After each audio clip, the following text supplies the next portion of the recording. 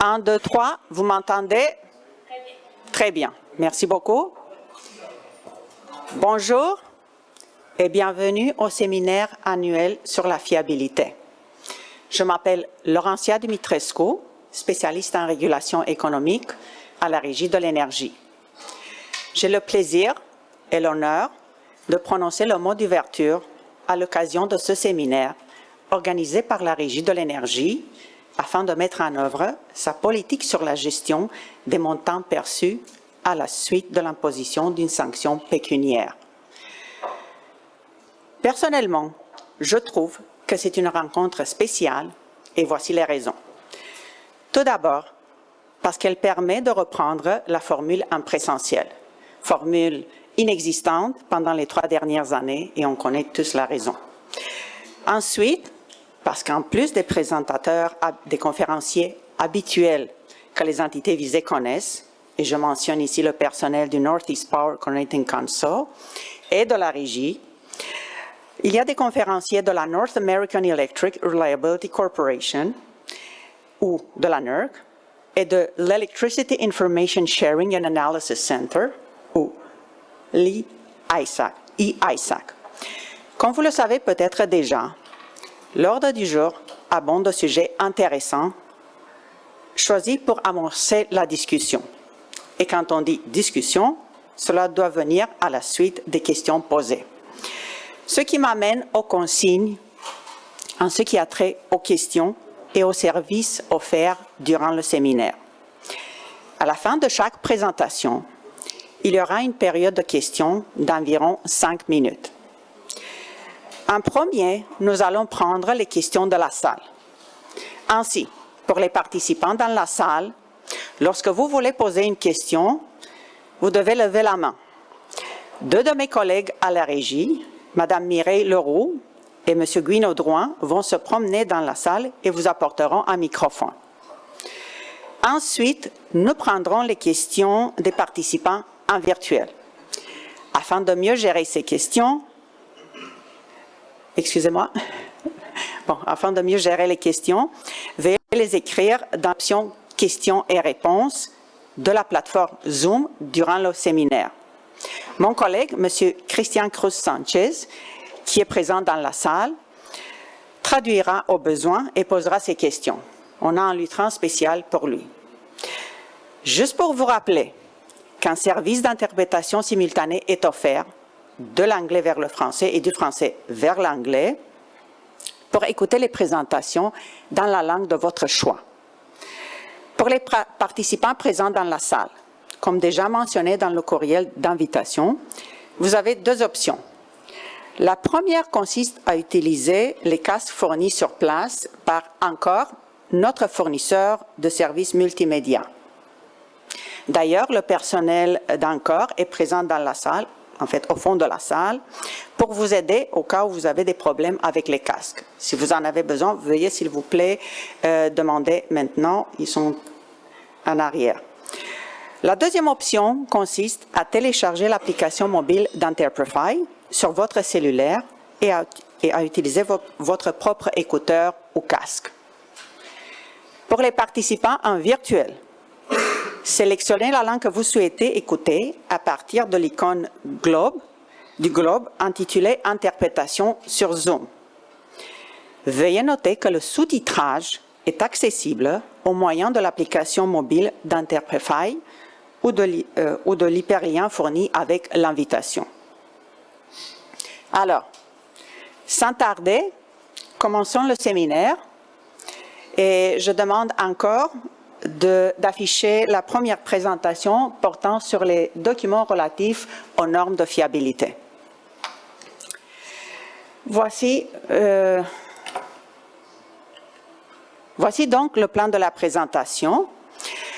Elle débutera avec un court rappel du processus d'adoption et de mise en vigueur d'une norme au Québec. Au deuxième point de la présentation, je passerai en revue 2 documents qui ont été mis à jour dans un dossier réglementaire. Il s'agit du processus de consultation et du mécanisme de dépôt.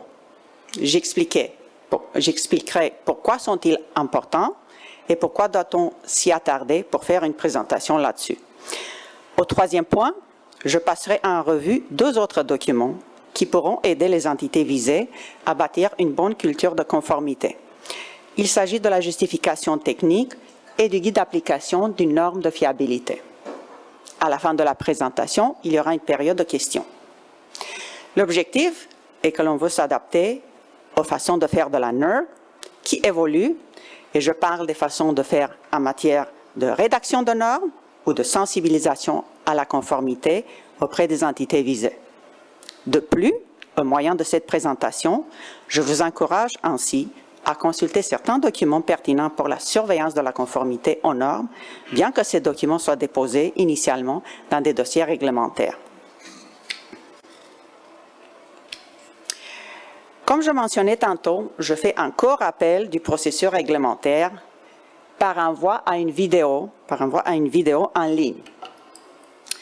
Je vous invite donc à écouter, si cela n'est déjà pas fait, la capsule vidéo sur le processus réglementaire des normes de fiabilité. Cette capsule est réalisée en version française et anglaise, décrit les étapes du processus d'adoption et de mise en vigueur des normes au Québec et se trouve sur la chaîne YouTube de la Régie de l'énergie. Vous avez l'adresse au coin gauche en haut. En plus de cette capsule, sur le même site, vous avez également les enregistrements des webinaires précédents. Eh bien, pourquoi mentionner toutes ces informations?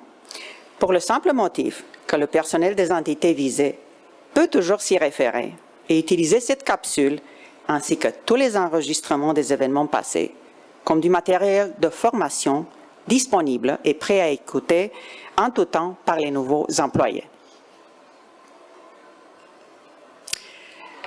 Cela fait plus de 4 ans depuis quand la Régie collecte des sanctions.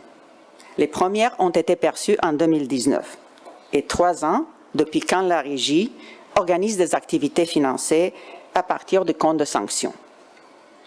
Sur le nouveau site Internet de la Régie, mis en ligne cet été, nous avons rassemblé les activités financées à partir du compte de sanctions à la nouvelle section Entités visées, normes de fiabilité, anciennement connue sous le nom section surveillance. Vous avez à l'écran, encadré en vert, l'onglet Utilisation des sommes perçues à titre de sanctions pécuniaires. C'est sous cet onglet que ces activités ont été rassemblées. Pour le moment, cet onglet est disponible uniquement en version française et nous développons actuellement la version anglaise de cet onglet. Veuillez prendre note que le site est encore récent et qu'il pourrait y avoir des modifications.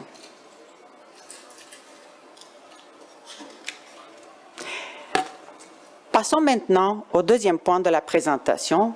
Je vais commencer avec le processus de consultation préalable au dépôt des normes de fiabilité pour adoption par la Régie de l'énergie ou tout simplement le processus de consultation préalable. C'est le premier des documents que j'appelle, juste pour moi, les orphelins. Pourquoi orphelins? Parce qu'ils ne sont pas rattachés à une norme.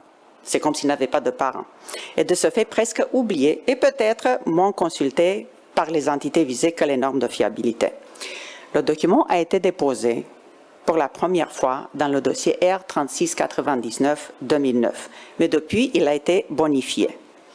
Un bon exemple est l'ajout des informations en ce qui a trait au dépôt des normes de performance. Pourquoi le processus de consultation préalable est quand même important? Parce que la consultation préalable est le premier forum où les entités visées peuvent commenter le texte des normes.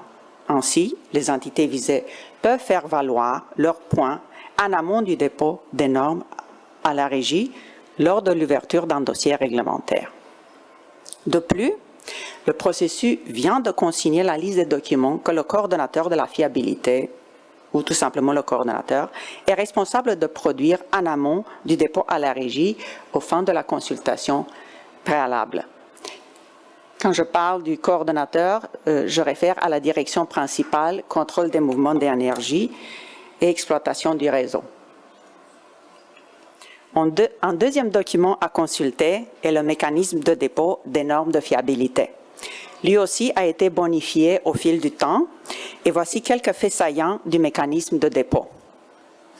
Il liste les documents que le coordonnateur est responsable de déposer lors de l'ouverture d'un dossier réglementaire d'adoption de normes. Il fournit des notes explicatives sur la préséance des versions et sur les attestations de traduction. Bien que cela peut être perçu à la première vue comme une anomalie, dans le dossier R4502-2022, lors du dépôt de la norme CIP-012-1, le coordonnateur ne fournit pas la traduction attestée.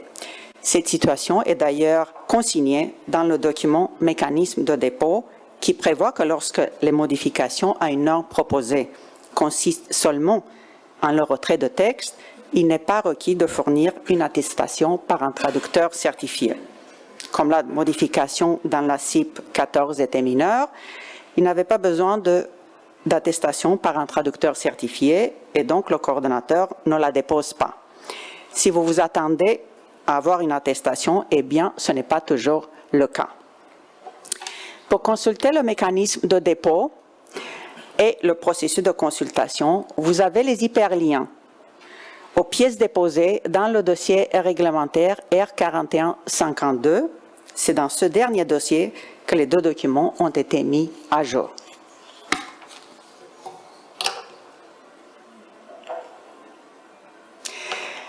Passons maintenant au troisième point et parlons des documents qui, bien que déposés dans un dossier réglementaire, peuvent être utiles aux entités visées. Parmi ces documents, il y a la justification technique et le guide d'application d'une norme de fiabilité. D'entrée de jeu, il faut souligner qu'ils ne sont pas de nouveaux documents.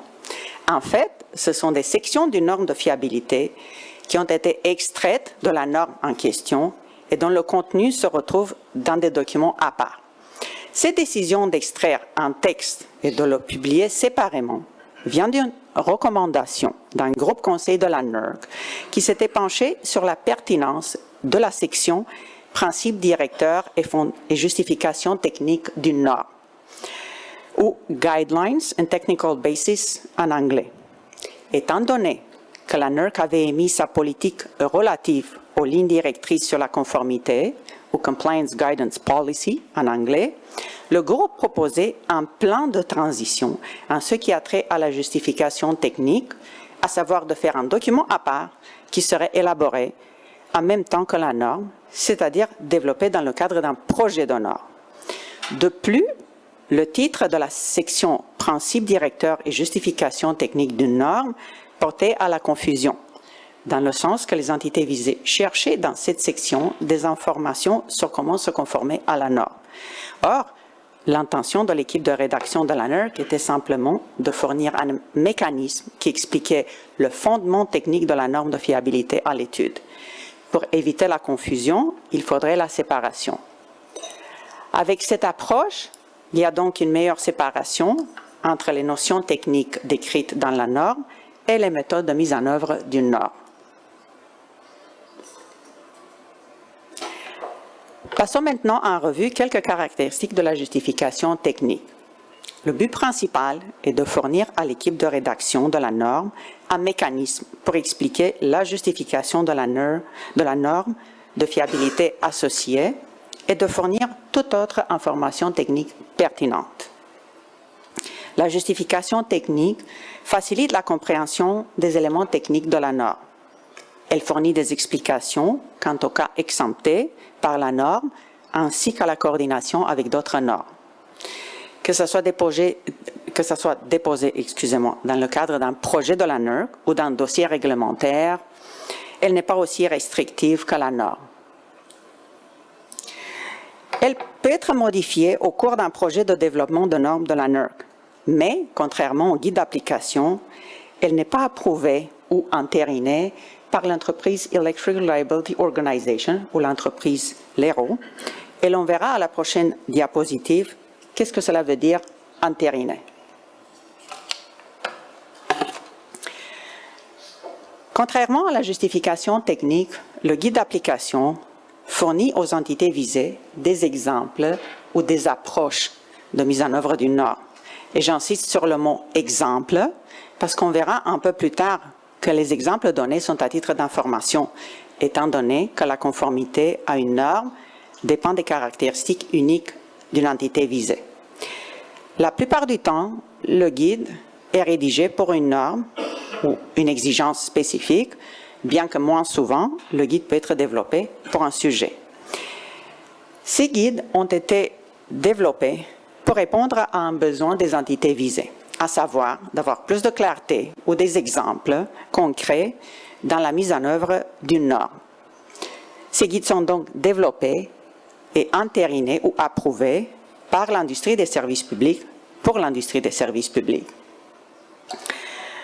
Alors, qui de l'industrie? Ce sont des organisations préqualifiées ou ça peut être également l'équipe de rédaction de la norme. Les organisations préqualifiées ou pre-qualified organizations en anglais, il y en a 18. La plupart, ce sont des organisations des États-Unis, mais parmi celles-ci, il y en a une du Canada. Il s'agit d'Électricité Canada, anciennement connue sous le nom de l'Association canadienne de l'électricité.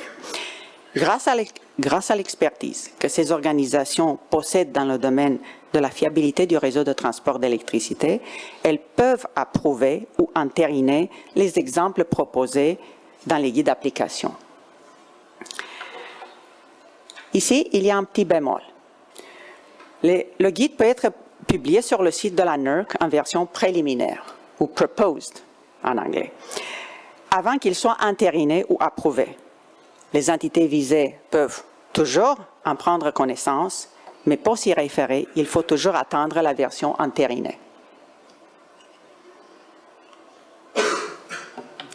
Cette diapositive est pour vous montrer qu'au cours d'un projet de la NERC, de rédaction d'une norme à la NERC, les documents peuvent être modifiés à la suite des commentaires des parties prenantes. J'ai pris l'exemple du projet 2020-04. Petite parenthèse, les hyperliens fournis dans la présentation sont fonctionnels. Donc, j'ai pris l'exemple du projet 2020-04 de la NERC relatif au développement de la norme CIP-012-2. Au Québec, il y a la version 1. À l'écran, qui entrera en vigueur en 2024, à l'écran, vous avez un extrait du tableau où quelques étapes du projet sont énumérées. On peut voir qu'il y a une justification technique émise en avril 2021, alors qu'une autre version a été émise 6 mois après, en novembre 2021. Ce qui n'est pas visible à l'écran, c'est que quelque part en octobre 2022, une version révisée de la justification technique a été rédigée et ajoutée au projet. Tant et aussi longtemps que la norme n'est pas déposée pour adoption à la Federal Energy Regulatory Commission, la FERC ou le régulateur fédéral américain, la justification technique peut évoluer en fonction des commentaires des parties prenantes. Au cours du projet de rédaction de la norme, il peut y avoir un guide d'application publié dans la section du projet. C'est le carré en vert au milieu. Il est fort probable que ce guide soit en version préliminaire ou brouillon, comme c'est le cas du projet à l'écran.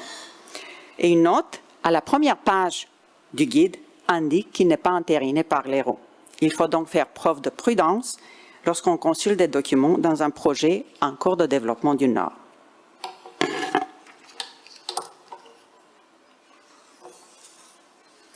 Parlant de la norme CIP-12, mais cette fois-ci de la version 1 de cette norme.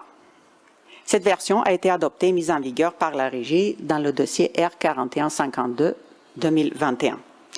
C'est dans ce dossier réglementaire que les deux documents, la justification et le guide, ont été déposés séparément pour la première fois. Parce qu'au moment de l'ouverture du dossier à la Régie, en avril 2021, le coordonnateur était en attente des versions finales. Le dépôt de la version anglaise est effectué en juin 2021, 2 mois après cette ouverture du dossier. Ensuite, la version française des deux documents est déposée en octobre 2021. Des délais sont donc à prévoir lors du dépôt de la justification technique et du guide d'application dans un dossier réglementaire. Je reprends de la preuve du coordonnateur, de la preuve déposée par le coordonnateur dans ce dossier, à savoir que les entités visées peuvent consulter la lecture du guide d'application, peuvent compléter, la lecture du guide d'application en consultant l'information présentée par l'équipe de rédaction dans le document justification technique de la norme. Les deux documents sont donc complémentaires, mais pas interchangeables. Si jamais la norme est adoptée sans que le guide soit déposé, comment pouvez-vous retrouver le guide? Il y a 3 moyens et le premier est affiché à l'écran. Courriel transmis par le coordonnateur annonçant les entités visées et la régie que le guide est disponible sur son site. Vous avez à l'écran l'exemple d'un tel courriel reçu à la boîte secrétariat PCAQ que la plupart d'entre vous connaissez en juillet de cette année. J'aimerais clarifier pourquoi la date inscrite à la première page de ce guide est le 18 octobre 2022, parce qu'il a été rédigé ou proposé en octobre 2022, ensuite entériné par l'ERO et déposé à la section correspondante du site de la NERC le 1er février 2023. Le coordonnateur effectue sa traduction de l'anglais vers le français et le publie sur son site Internet en avisant les entités visées, la Régie en juillet 2023. Pourquoi le coordonnateur doit traduire le guide? Parce qu'il est consigné dans le mécanisme de dépôt, le document mentionné un peu plus tôt dans la présentation. Donc, il y a une obligation.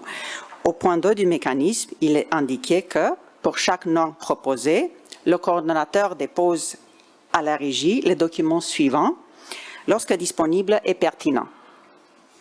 La justification technique de la norme de fiabilité dans ses versions françaises et anglaises, ainsi que le guide d'application de la norme de fiabilité dans ses versions françaises et anglaises. Quel autre moyen existe afin de retrouver un guide pour une certaine norme? Mais en absence d'un courriel du coordonnateur, pour divers motifs, le deuxième moyen est de chercher l'hyperlien et de chercher le guide sur le site du coordonnateur, lorsque disponible. La justification et éventuellement le guide sont affichés, lorsque disponible, sur l'hyperlien de la norme. Donc ici, vous avez l'exemple à l'écran pour la norme PRC 19.2. Le troisième moyen est le bulletin des normes de la conformité et de l'application de la NERC. Il s'agit d'un bulletin hebdomadaire auquel vous pouvez vous abonner. Dans une des sections intitulée « Actualité générale sur la conformité et l'application », la NERC annonce la publication de ce guide entériné. Vous avez ici à l'écran. Je vous donne un autre exemple de guide publié sur le site de la NERC, à savoir pour les normes CIP-012-7 et CIP-012-3. Cependant, il se trouve à la section de guide proposé, donc en version préliminaire.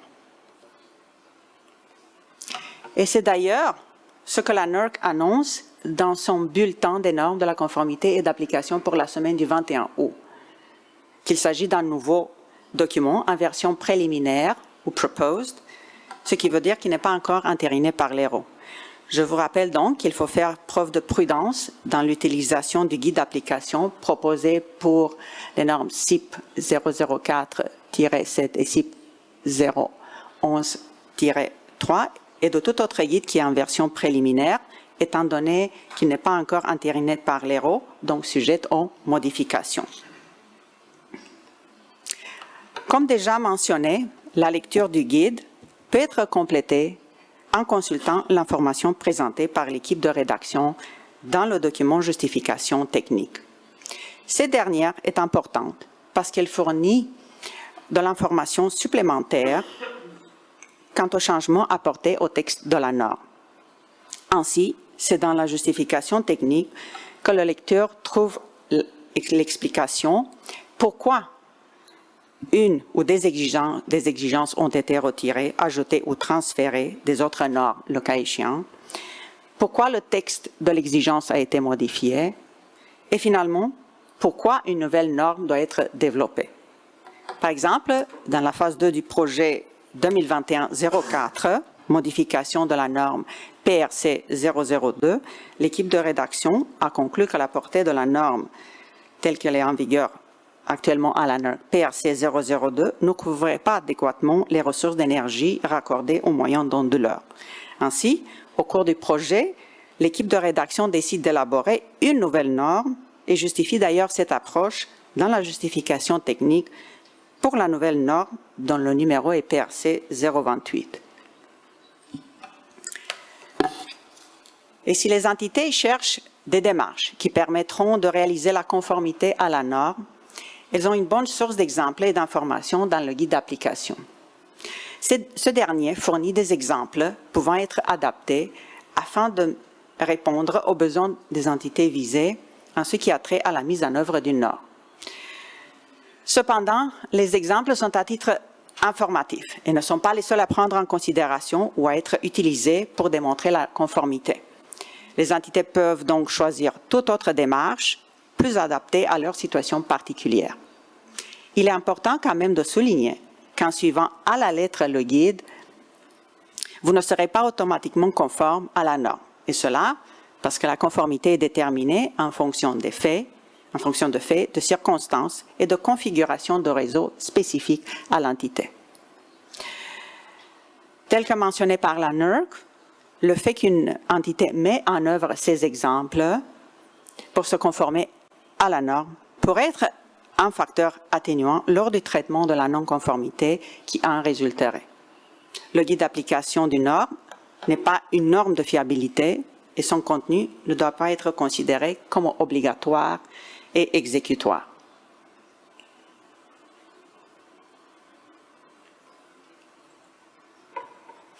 Mais il y a un type de documents, des documents qui sont élaborés pour les auditeurs. Ce sont des documents comprenant des orientations de la NERC pour les auditeurs en ce qui a trait à l'évaluation de la conformité à une norme. Il s'agit du guide de pratique relatif à la surveillance et à l'application, ou CMEP Practice Guide en anglais. Ces guides sont élaborés uniquement par l'entreprise RO pour refléter le jugement professionnel, indépendant et objectif du personnel responsable de la mise en œuvre du programme de surveillance de la conformité et d'application des normes de fiabilité ou le personnel de la surveillance et de l'application de le nom de guide de pratique relatif à la surveillance et à l'application.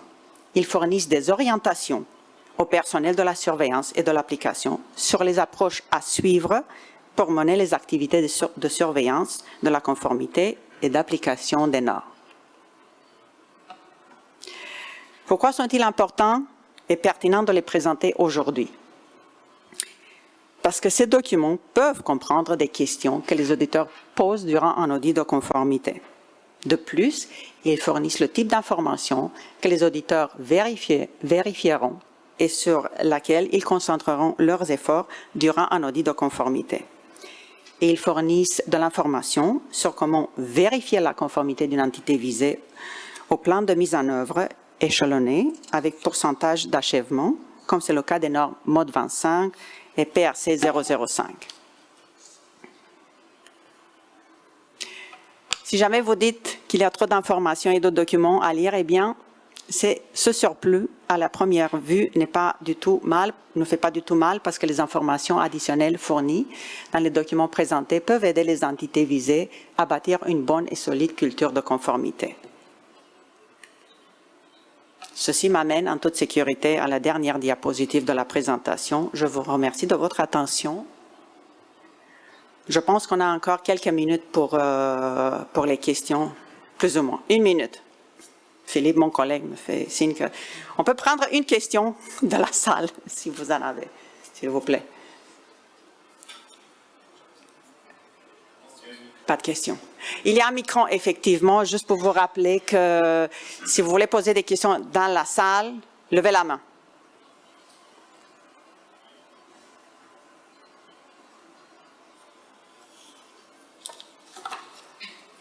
Il semblerait que en virtuel, il n'y a aucune question? Bon, écoutez.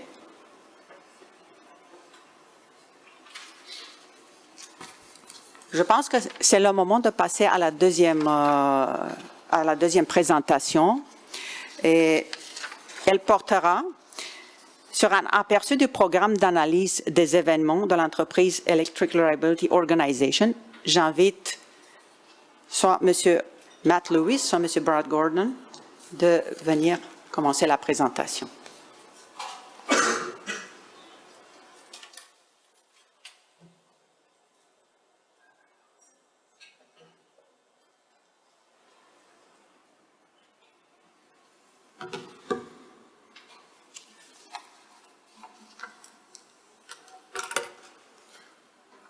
Buongiorno.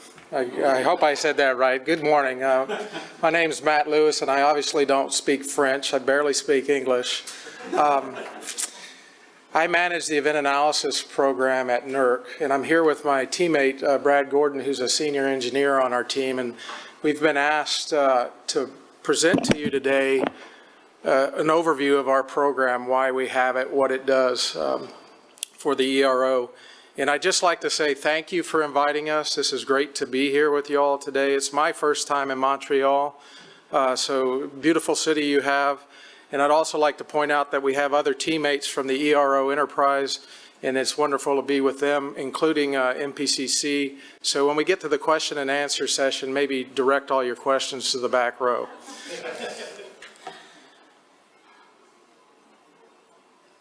So what I want to do is bottom line up front. The event analysis program is a system performance and reliability improvement focused program. It's my understanding that everybody in this room pretty much has something to do with compliance. Well, the way I look at the ERO enterprise is that we have a compliance side and we have a reliability side. And you'll say, Matt, everybody does reliability. Well, it's true, but how do we separate these out? The EA is not about the rules. We're about performance monitoring and trying to help improve reliability through the lessons that we learn from the events that happen on the system. And the one thing I do want you to remember is that we are very much interested in an event that takes place, but we're even more interested, and more importantly, is how you got to that event, because that's where we learn. So when you leave the presentation today, these are the items about the program that I would like you to remember. First and foremost, it's a team effort. We have to work with industry to be able to look at events. There's no way that we can do it without industry. And so industry, your obligation or your role to play is to report these events, because it shares it with all of industry. If we don't have these events, we can't analyze them and we can't provide the feedback. It's intrinsic and essential to our regulatory requirements through the NERC rules of procedure. And we're focused on analyzing system interactions, as I've mentioned, to determine performance impact. These results that we get from our analytics inform reliability across the full spectrum, from standards compliance all the way to the risk folks that are looking at the system, which includes us. And then the biggest thing for you all is the lessons, and us, the lessons that we learn from these events, as I've mentioned. And the lessons learned, you as industry sharing with one another, more importantly. And as I've mentioned before, we need you to participate as industry. So there's shared reliability value, right? You guys are all compliance in this room. We're on the reliability side, but we have to look across the full spectrum of the system. And so this program informs across that spectrum, as I've mentioned before. It's not just about risk that we're studying, risk that we believe is there, or corroborating risk. It's about informing the standards side of the house, because industry writes the standards that they play by.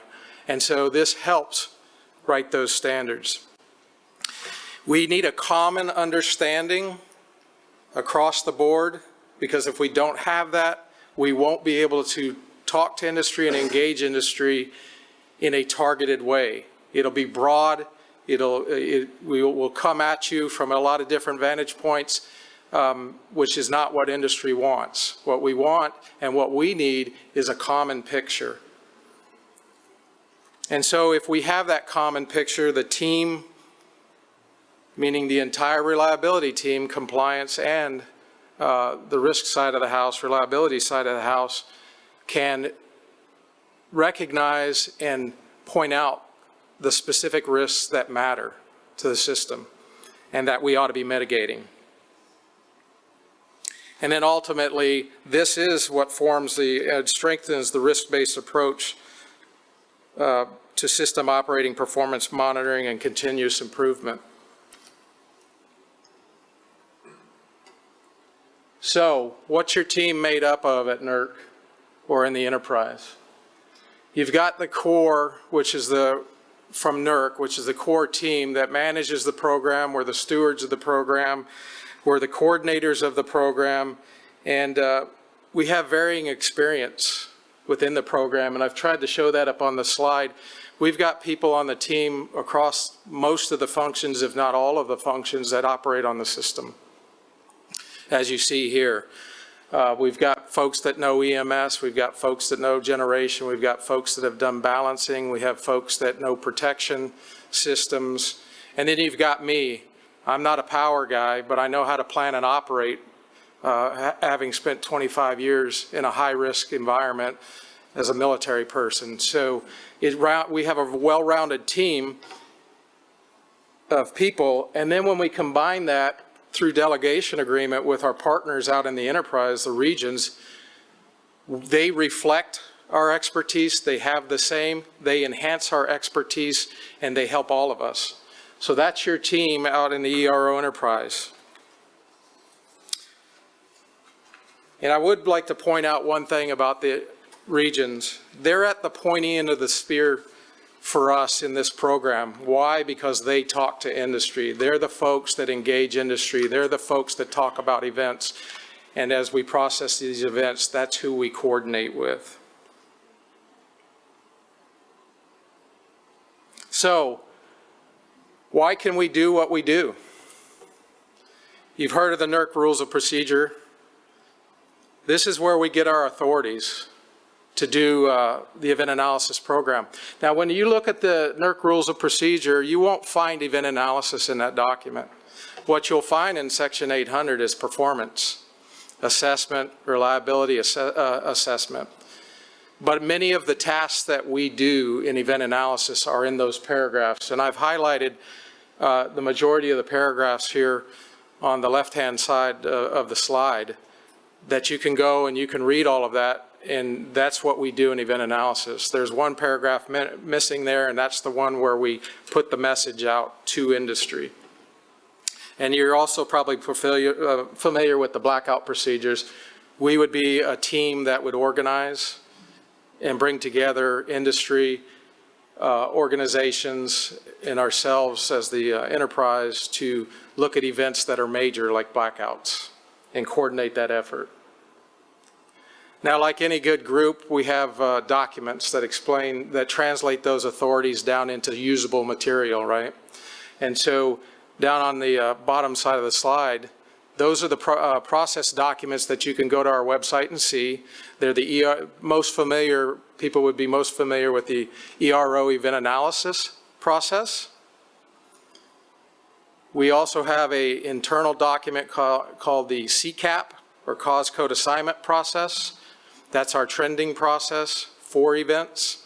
And then we have a series of appendices, or addendums, I should say, that go with those documents that speak specifically to how we interpret categories in the event analysis process, and how we might look at things as the team that's analyzing the process or the events. So I invite you to look at those documents, because that's how we interpret, and we have them there, so you'll see that, and you can be one mind when we look at these things. And just to let you know, at NERC, We fall under, and I mentioned this with regard to Section 800, the performance analysis and reliability assessment group. And I've outlined here the three groups that are under there.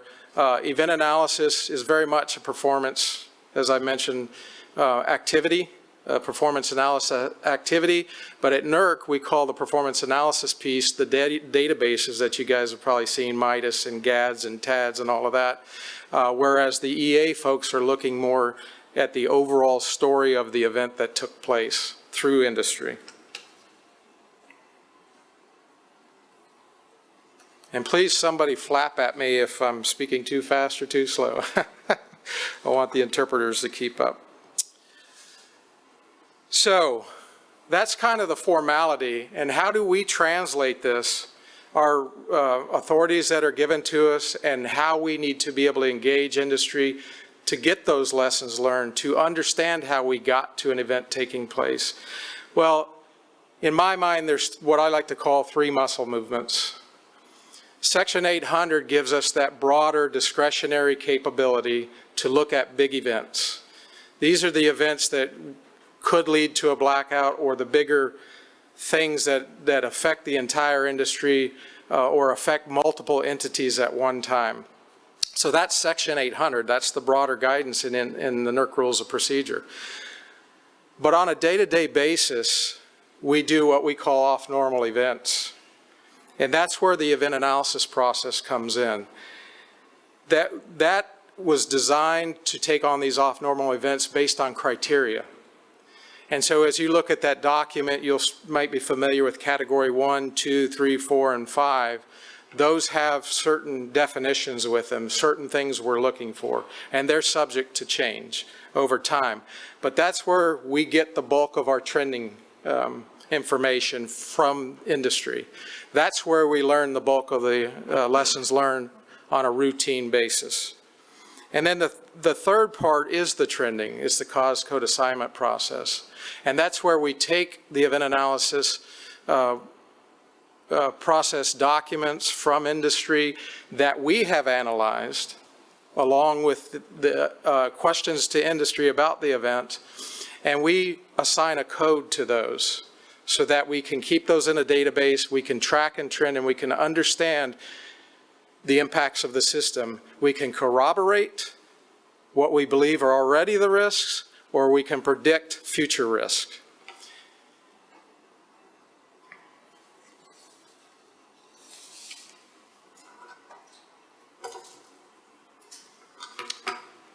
Okay, what's our role in the big scheme of things? We focus on real-time to near-time operating horizons. That's our whole bread and butter. That's where we stay. Very important point here. I mentioned the event analysis process. We look at events in a couple of different ways, and we always have, but recently we've kind of separated them out. We have an event, which is singular, meaning that there was a common initiating cause, one event. And then we have events. You could think of storms, fires, where you have multiple events, but they don't have the same initiating cause. The only thing common about them is that the conditions of the operation were the same, big storms. Winter Storm Uri, Winter Storm Elliott, all the hurricane stuff, those would be multiple plural events. And we're able to process those. Some of those are qualified events within that, some of them are not, and we use our discretionary thoughts on do we process things that are not by category. But anyway, the point here is that we do it by singular event, common initiating cause, or we do it by multiple events with initiating causes not common, but the operating environment is common. Very important point when you look at event analysis and how we do business. We're a forensic organization. We're not tracking real-time operations every day. We have folks that do that. We look back in arrears to what took place. I mentioned before we have the capability to predict emerging risks. look for faint signals on those blackouts that might be coming, you know, the weak signals that nobody's paying attention to that might indicate something big is going to happen, and of course corroborating what we already know and believe to be risks. Are they risks really, or are they not? Is there anything there? But our main objective, main role, is to share information with industry, lessons learned, get industries, serve as a conduit for industry to talk to one another, because this program only works, and I'll emphasize it again, if industry's talking to industry, right? That's what this is all about. That's the value. In the center there you see just it's an eye chart, but it's the cause code assignment process, the high level. Okay, like any good organization, you got to have a mission, right? You got to know what you're doing. You got to know what your responsibilities are. This is ours in the event analysis program. And of course, with that, you got to have a vision on how you want to operate. And we've started working really hard on putting this down on paper, but we've always pretty much done this over the years. You know, our ultimate vision is to have a structured program. And what do we want that program to do? Obviously, we need to be able to handle big events and small events, the off-normal, but we need to do that very effectively and efficiently, and we need to do it in a targeted way. We don't just need to be casting a net out there and wondering, right? The framework, this framework, structured framework, helps us manage the rules of procedure requirements. And of course, it helps us identify impactful system events that predict, and I've said this several times, known risks, corroborate known risks or predict the future risks. But most importantly, it's about continuous improvement of the industry. That's what this is all about. Constant, continuous improvement. Once again, not that the event took place, but how did you get to that point?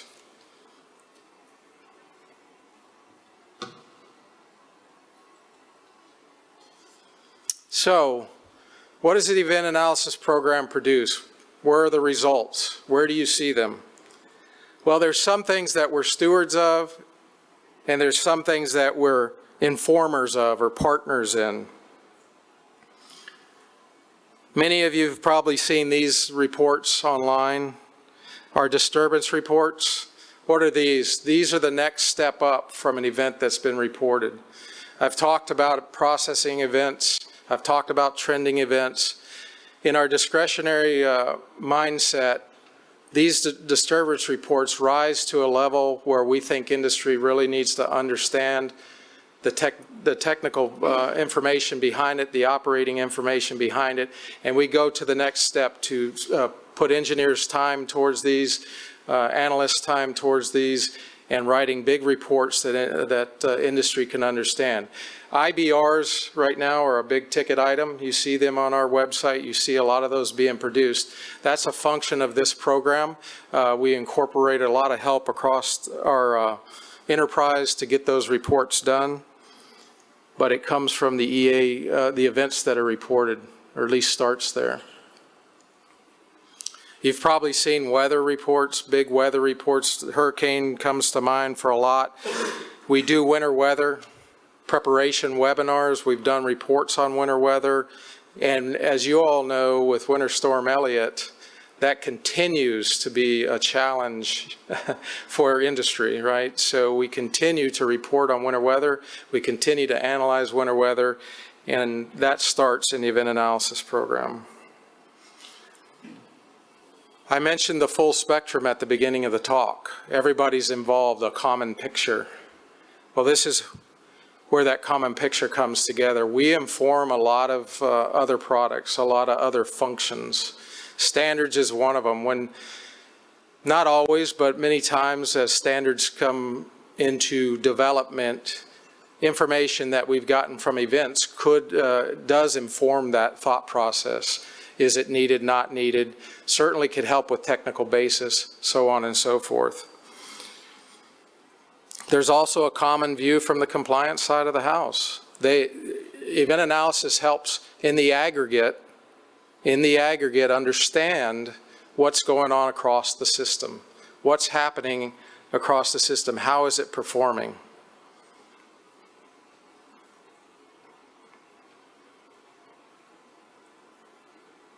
So, how do you see all of our stuff? What I want to do real quick is kind of walk you through a few slides on our website, or not slides, but locations on our website where you can get to us presently, the program. So if you go to NERC.com, and I've down here highlighted, just click on that RAPA, or Reliability Assessment Performance Analysis area down here, and that'll take you to the next link over here on this side. I've got circled in red. You can pick what you want to pick out of that menu of options to go to.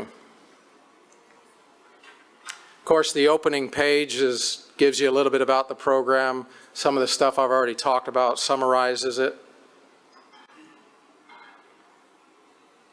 But then you start getting into usable documents, things that will inform you, will educate you about the program, will help you find what you're looking for, and that's kind of small. But the point is that you could go to this page and see those documents and get what you need, and it's pretty much in a drop-down sort of fashion.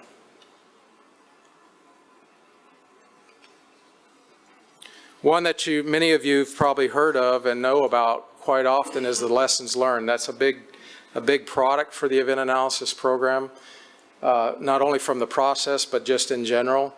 And there's a library here on our website from 10, 12 years. There's a lot of information. Those lessons learned come from industry. We've cataloged them here. You can search on different topics. All of them are still relevant. And currently, we're going through the process of looking at these to see which ones really are still relevant from 10, 12 years ago to the system. But there's a lot of good information, lessons learned there. This just continues on through the site to give you a flavor. Those are all our major event reports. Includes the IBR disturbances and all the other disturbances before that. All of our major, Southwest outage, 2011, so on and so forth. So anything that you want on a major event, you can get through this site. Okay, just a little bit about lessons learned. I wanted to spend a few minutes on this because this is a bread and butter area for us. And the important thing here is it's not NERC lessons learned, it's not ERO enterprise lessons learned, it's not a region's lessons learned, it's industry's lesson learned. We're the conduit. All we do is facilitate these things being written. This is industry saying what's important to them, what they're learning out there. It may have something to do with an event in total. It may have something to do with just everyday operations that they want to share. But this is written by industry through us. When there are questions that folks want to answered from industry to industry, we serve as a conduit to get those questions answered, or a conduit to link up different entities to talk to one another about whatever's in this lesson learned. But the important thing is it's an opportunity for industry to share. That's the important takeaway from this. An opportunity for industry to share. So the lessons learned are sort of a big deal. Now, where's your money? So let me break the lesson learned down just a little bit to get a better understanding of what you're looking for. Up here with the red circle, that just tells you who this is applicable to. We try to, and that goes back to that website where you can search on it and stuff, but we want to say who this lesson really applies to in terms of function on the system. Of course, we give a little bit of a summary here about what went on with the event, or the activity, I'll call it. But really your money, signified by the money bag there, your money that you should be looking for, compliance, anybody that's interested in reliability of the system, that's where you look to see what's being done from a corrective action standpoint. What is that industry doing to correct what happened to them? And of course, that's related to the lesson learned. So that's where you really, that's the meat and potatoes, that's the gold, that's where you should look regardless of what you do on a day-to-day basis, whether you're industry or a regulator.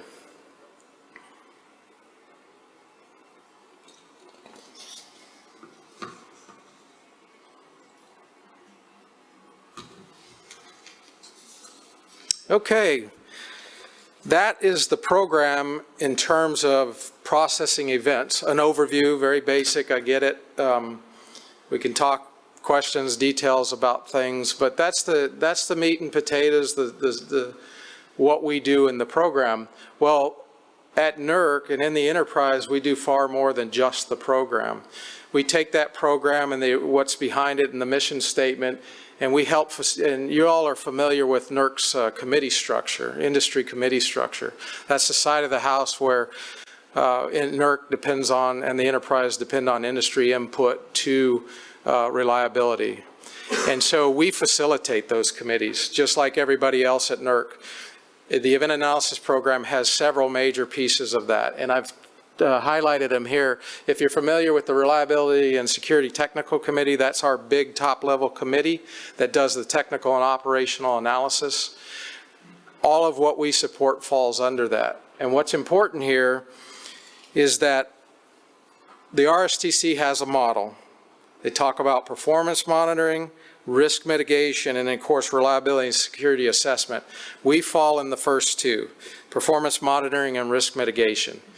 These committees and working groups that we support, as you see up there, the big one is the Event Analysis Subcommittee, which I'm going to pass the slides off here to Brad in a minute. He'll give you a little bit more information on that. We also, one of their subordinate committees, or working groups, I guess you would call it, is the Energy Management System Working Group. By the way, we're going to have our Monitoring and Situational Awareness Conference out at WEC here in October. Please come if you can. That's where the folks talk about monitoring and situational awareness and all the things that go into it, with a heavy emphasis on energy management systems. That's an industry group. That's an industry conference. One that you may or may not have seen, but I think is super important, even in your role, is this group over here, Failure Modes and Mechanisms. Why is that important? That's a place where this group of industry professionals, facilitated by us, spend time building schematics of equipment and interactions of equipment and facilities. They step it out through a flow chart of where things can fail and how they can fail. So it's a very important piece to what we do to get down and even further in the weeds on how things operate on the system. But once again, that's an industry group that we facilitate, and there's a lot of good product coming out of that right now that's available through regions. And of course down here, these two might not look like they should belong to event analysis, but they do. One of them, this one, 6 gigahertz task force, that's not a persistent task force, that by definition, that was stood up because of the interest in the 6 gig bandwidth for communications that our FCC in the US passed some rules on opening up some channels, and there was industry concern, and so we headed that up to, and you may or may not have seen stuff come out through NERC distribution and mailings on this topic, but we put out surveys and we're trying to understand the extent of conditions about that bandwidth on the system. So, but that's an industry group, industry white papers, industry thought, and we facilitate that. And then of course the special protection group, that's all about protection systems. And the reason we're primarily in that is because we have the expertise in that arena of one of our engineers, several of our engineers, but one in primary who spent his whole career doing that and does a lot of stuff for NERC in terms of protection. And oh, by the way, protection, speaking of protection, we're going to have a workshop, the first we've ever done, in October, the 25th and 26th in Atlanta, just for industry to talk to one another about protection system misoperations and what they're doing to mitigate them, what they do. The purpose of the workshop is for industry. It'll be data informed, but it's for industry to talk to industry. So a lot of speakers, 2 days, 8 hours apiece. And where am I on time, Brad? So I'd like to pass it over to Brad, and I probably got a slide ahead here, but my colleague, Brad Gordon.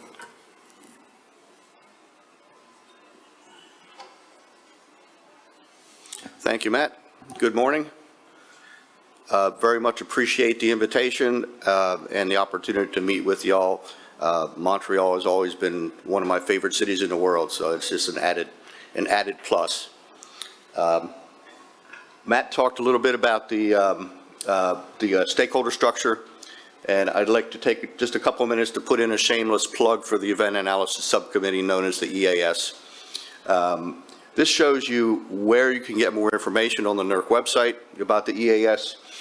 If you go to the homepage, and again, Matt showed under committees and the RSTC, and under the performance monitoring stakeholder groups, you'll find the Event Analysis Subcommittee and then the 2 subgroups under the EAS, the EMSWG and the FMMTF. On that page, you'll find additional information, meeting schedules for future meetings, the roster, the scope documents, so you can get a feel for exactly what our deliverables are. You'll find information on previous meetings. We had a meeting in June at the PJM facility in Audubon, Pennsylvania. All the presentations that were given there are available on that website. So there's a lot of good information here to kind of get familiar with what the EAS does. So just a few of the deliverables, and again, here's the website. A few of the deliverables, the event analysis process document. This is a big effort.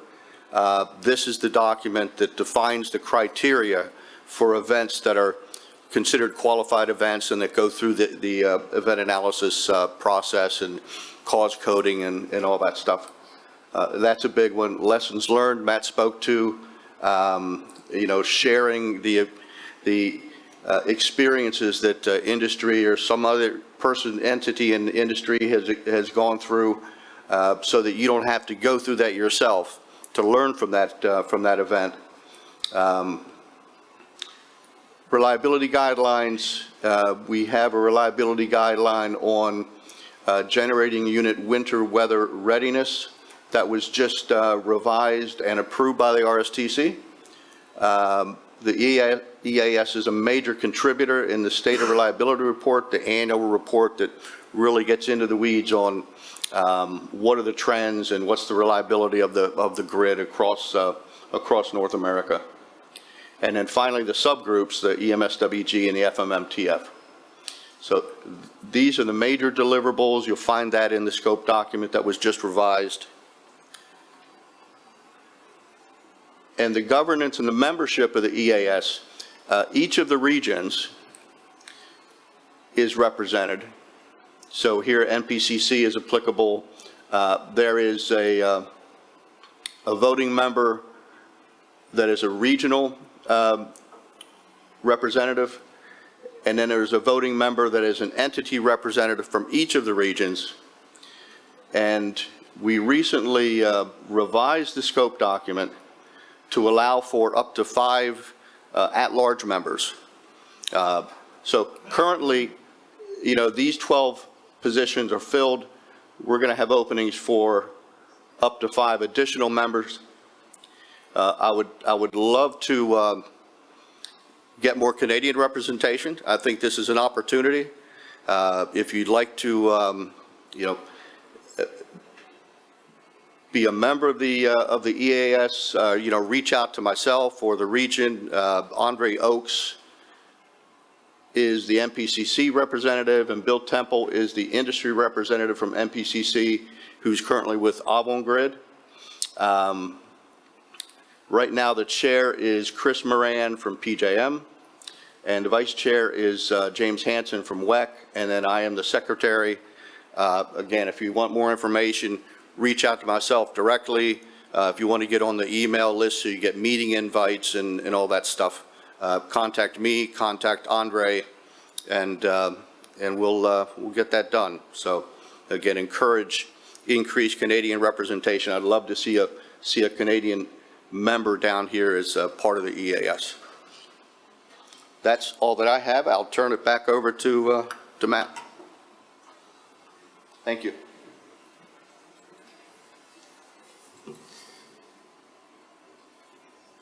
So Brad mentioned Andre Oakes, but I want to point out in the back row there is Andre Oakes and Quentin Lee, who's his sidekick. Those are our event analysis points of contact at MPCC.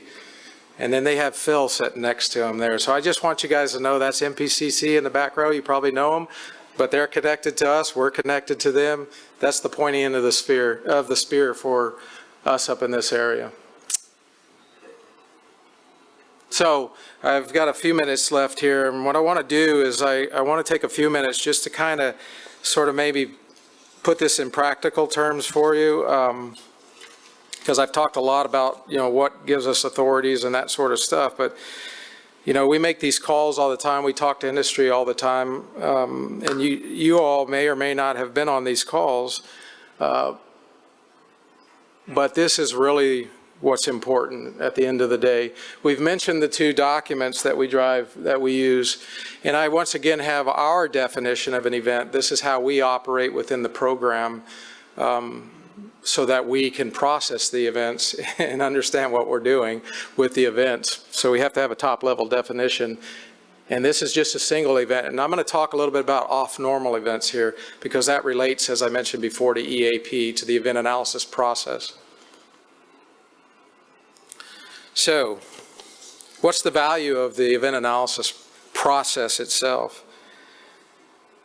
We learn from it, right? I've mentioned that over and over. It's a recurring theme, but more importantly, it identifies gives industry a chance to put corrective actions to things they need to put corrective actions to. At the end of the day, it's all about corrective actions, learning and corrective actions. Recommendations to mitigate risk through lessons learned, whether that's the disturbance report or the actual lessons learned, titled lesson learned.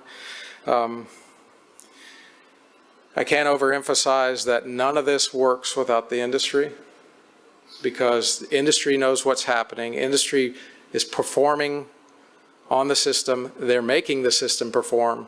And so we wouldn't know without them. And then, of course, continuous improvement mindset, continuous improvement mindset, continuous improvement mindset. That's what this, I mean, you can't overemphasize that as we go through this analysis and we do these reports and we call up the industry and we question the industry and we're trying to piece this together to trend it, it's all with that in mind. So that's an eye chart. Don't want you to read it. Just mention the categories 1 through 5. And oh, by the way, here just in a very few short days, we won't have 5, we'll have 1 through 3. And just let me tell you what's going on here. These are off-normal events. And I mentioned event versus events, you know, singular versus plural. We recognize that these categories we do in day in and day out are off-normal events, and that we didn't need to have 3 categories that described a big one. We needed to have a threshold for everything at that threshold and above we would consider a big off-normal event. So we're going to go to 3, and that'll be out in the new version, the EAP 5.0, right, Brad? Okay, just real quick, you can look this up in the document. Step 1, it's important. This is where the registered entity and the region start their magic. Of course, they discuss it.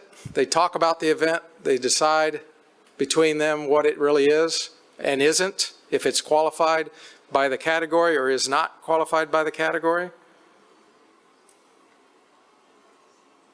They present a brief report through the region to us at NERC, and that forms the basis for our analysis. Step 4 is only if it's required, and usually it's required at a 3 or above on category, but we could ask for more detail on anything below that. And all that means is instead of the brief report, we're asking you to put a little more information in there. And all of this is predicated on the fact that industry has done some level of analysis themselves. And of course, if we have a lessons learned associated with that event, there's a step for that. And then we close out the event analysis process. How do we tie that together? This is just a simple schematic to show you that I mentioned the industry is predicated on industry doing some level of analysis. That's what we expect with the report. We're not asking them just to give us information. We're asking industry to take a look at it themselves, understand themselves, decide what they're going to do about it or not do about it. We're another set of eyes. First of all, second of all, we're the regulator. We kind of want to understand the risk on the system. So we ask them to report it, and then of course we trend it. But each step builds on itself. Even though the EAP and the CCAP are separate, they are mutually supporting and they build upon themselves. Just a real quick, I guess, example. And this is just an arbitrary example. We typically get the brief report and it'll have a narrative in there that tells us what happened.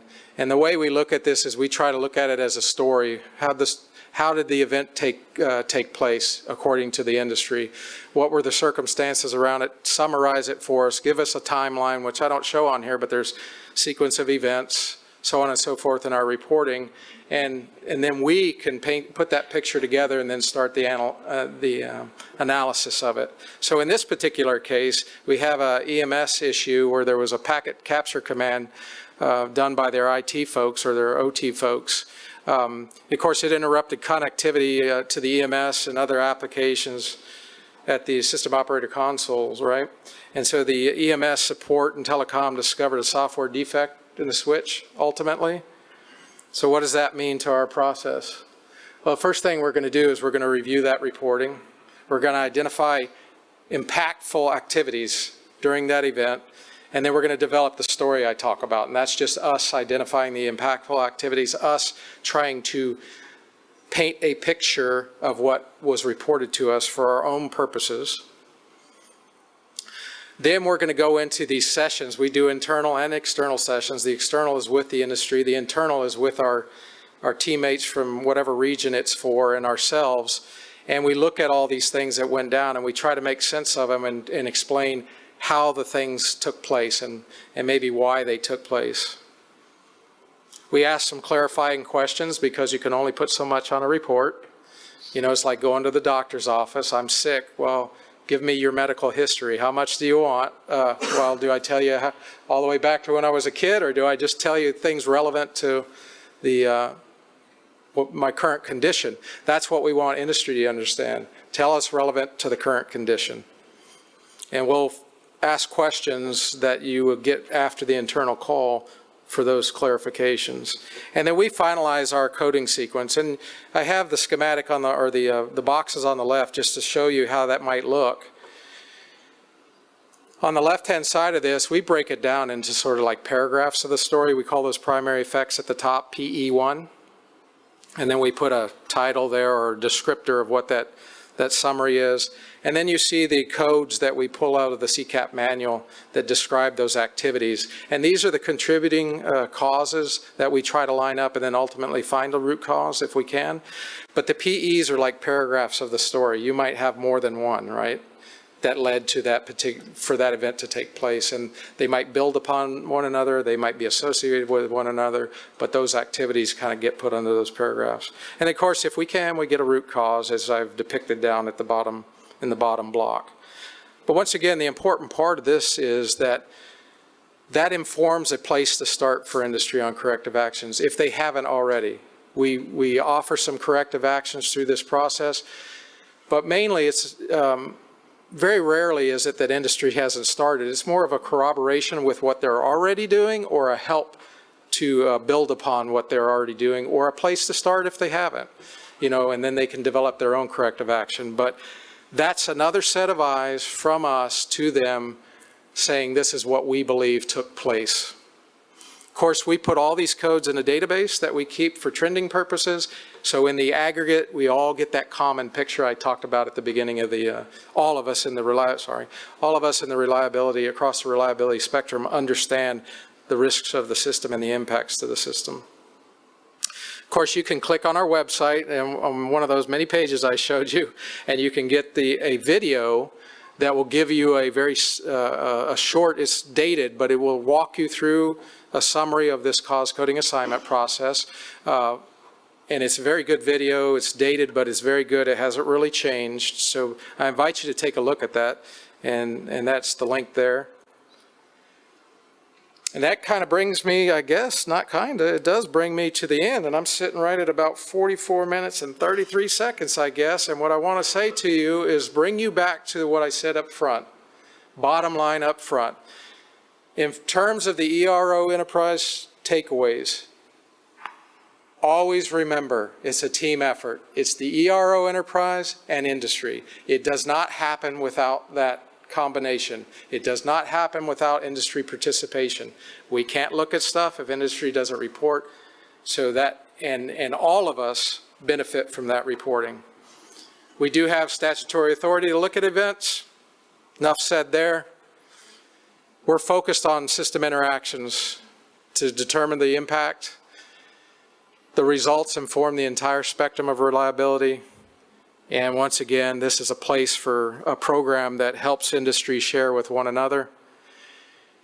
And this goes to the spectrum.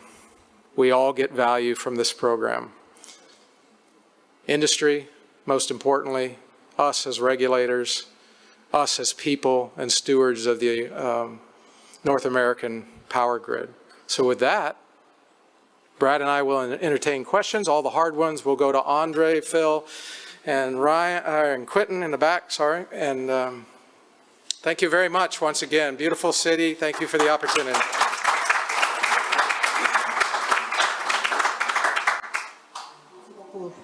Brad and Matt, si vous avez des questions dans la salle.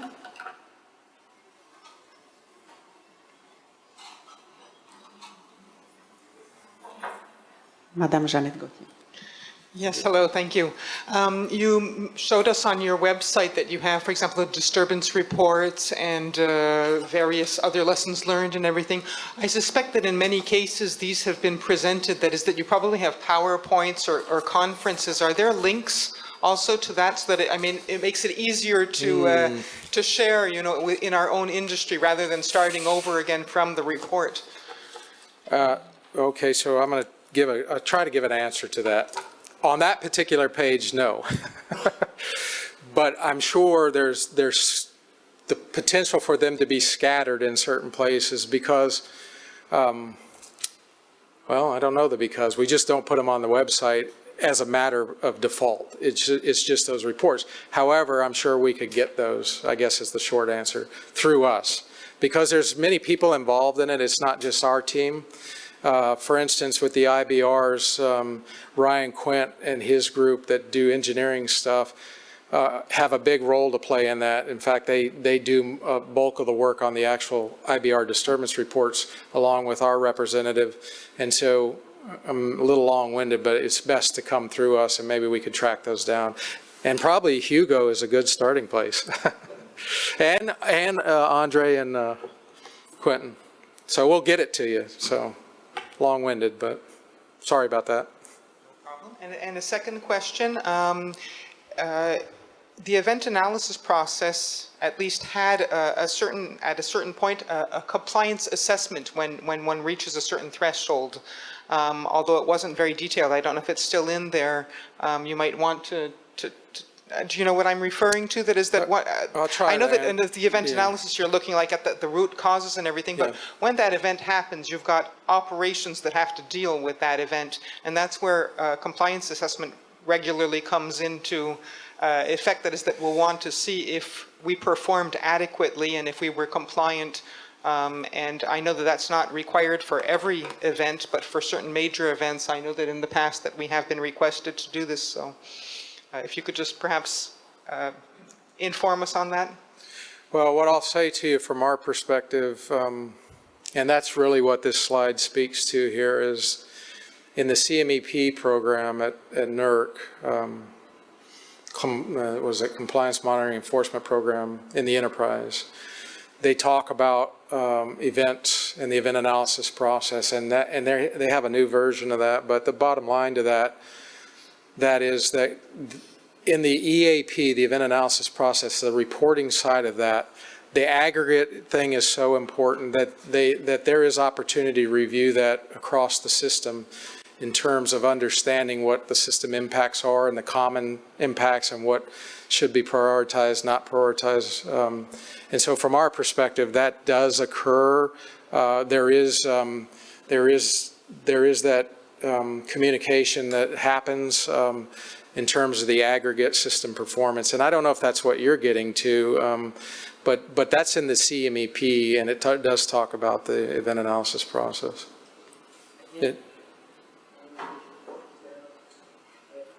And the value that it would bring to that. Yeah, and I know maybe somebody also from MPCC compliance can expand, but I used to work for the team at NERC before that did compliance assessments. So the same events that they get on the event analysis side, we were also monitoring from our perspective. As you pointed out, it was very few of them that met that threshold. And the compliance assessment mainly focused on indicators, right, that there could be a potential violation of a standard. I can tell you from experience, without getting into details, that very rare we had to get into, exploring further. We did have some cases where we saw those indicators. As Matt pointed out, it's not like we went to event analysis to gather any of their data by any means. Never. I mean, we looked only at a very broad level, but we could go on our own, and also compliance monitoring and enforcement has other means to gather the data as needed. So that still exists, but it's very few events that we monitor from that perspective, if that makes sense. And we can talk offline later if you want to know more details on how that actually operates. But you ask a very important question, and I need to foot stomp this point that Hugo's making. The categorizations that we follow on off normal, many of those are associated with the EOP reporting, right? Not all of them. IBR currently, it's in the works through industry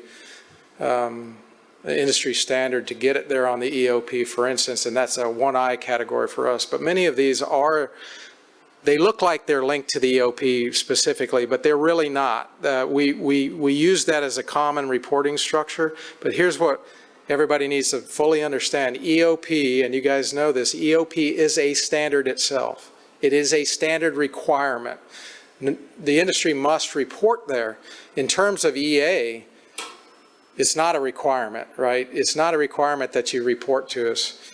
We believe, many people say voluntary. I like to say an expectation that you would report events. Why? Because we want everybody to learn from them from a reliability perspective. But don't confuse the EOP with the event analysis. We use that like many people, but that requirement is a standard requirement. It is a compliance issue. Compliance does look at event analysis in the aggregate, like I said before, to understand, to inform themselves about what's going on in the system so they can plan in the aggregate. But so I just want to be clear about those documents because it's not always clear to everybody, and that's how that works. That is a perfect example. I mean, and without getting into details, because I know we're getting close to the time to finish this part, but that's one of the things that we would look at first. EOP reporting, right? We will look at a high level of the threshold where they expected to report it, yes, no, and that would be part of, like, just to give an example of what we would do in the compliance assessments. But that is just a perfect example, and what Matt just pointed out, that will initiate some of our internal processes to perhaps look deeper into some of the items. Thank you. Any others? D'autres questions de la salle? Look, Matt, I have one for you. Yes, no, it's okay, no worry. You know what, I'm a registered entity in Quebec, and for example, I want more details on a listen learn, okay? What are the ways to communicate with event analysis folks? Should I have to contact somebody? Should I have to go through NERC portal? If I want to get more details, for example, on a lesson learned in particular. So How do I you would get go to the portal or on our mailing list to get the lesson learned, but I'm going to point to that back row again, and I'm going to say that's your starting point. And what should happen from there is they should tell us, and then between us and them, we'll get a hold of the entity that was responsible for that activity, and we'll do two things. We'll say, here's the question, what's the answer? Or we will say, here's the question, would you like to talk to the entity or whoever's asking the question? And then they can tell us yes, no, through the region. And then we'll facilitate that. But what we're trying to do is just be the middle person for anonymity, give that to the entity. And if they don't and they want to talk directly to whoever, that's fine too. But that's your starting point back there with Quentin and Andre and MPCC. So if I understand correctly, I have to contact either Quinn or Exactly. Andre or Secretariat PCAQ. It's our email box, the Régie. Just, okay. So, and one more short question. On slide 8, I think it was version 5 of the document. It's internal use only. It's not yet on the NERC website. No, I knew I would get that question. That's not going outside of the ERO enterprise, and I only put that up there as a graphic symbol, but I'll just be honest, that's our operating document within the enterprise. We recently did that just this January of the past year because for many, many years, we've had a lot of smart people doing this program and over the years developing it, and we just never had it sort of, the program I'm talking about, not the event analysis process, but the program sort of documenting how we do business. And so that is us documenting for consistency purposes amongst NERC and the regions, the enterprise, so that we're all kind of doing things the same way. And so that, I talked about NERC, the steward of the program and stuff. We rely heavily on the regions, and we're not always there talking to the entities. So that's our attempt. So probably more than you cared to know, but is that it? Thank you. That's all. Okay, so what I'd like to leave you with is I couldn't decide if I was Italian or French at the beginning, but I think I can make this work. Merci.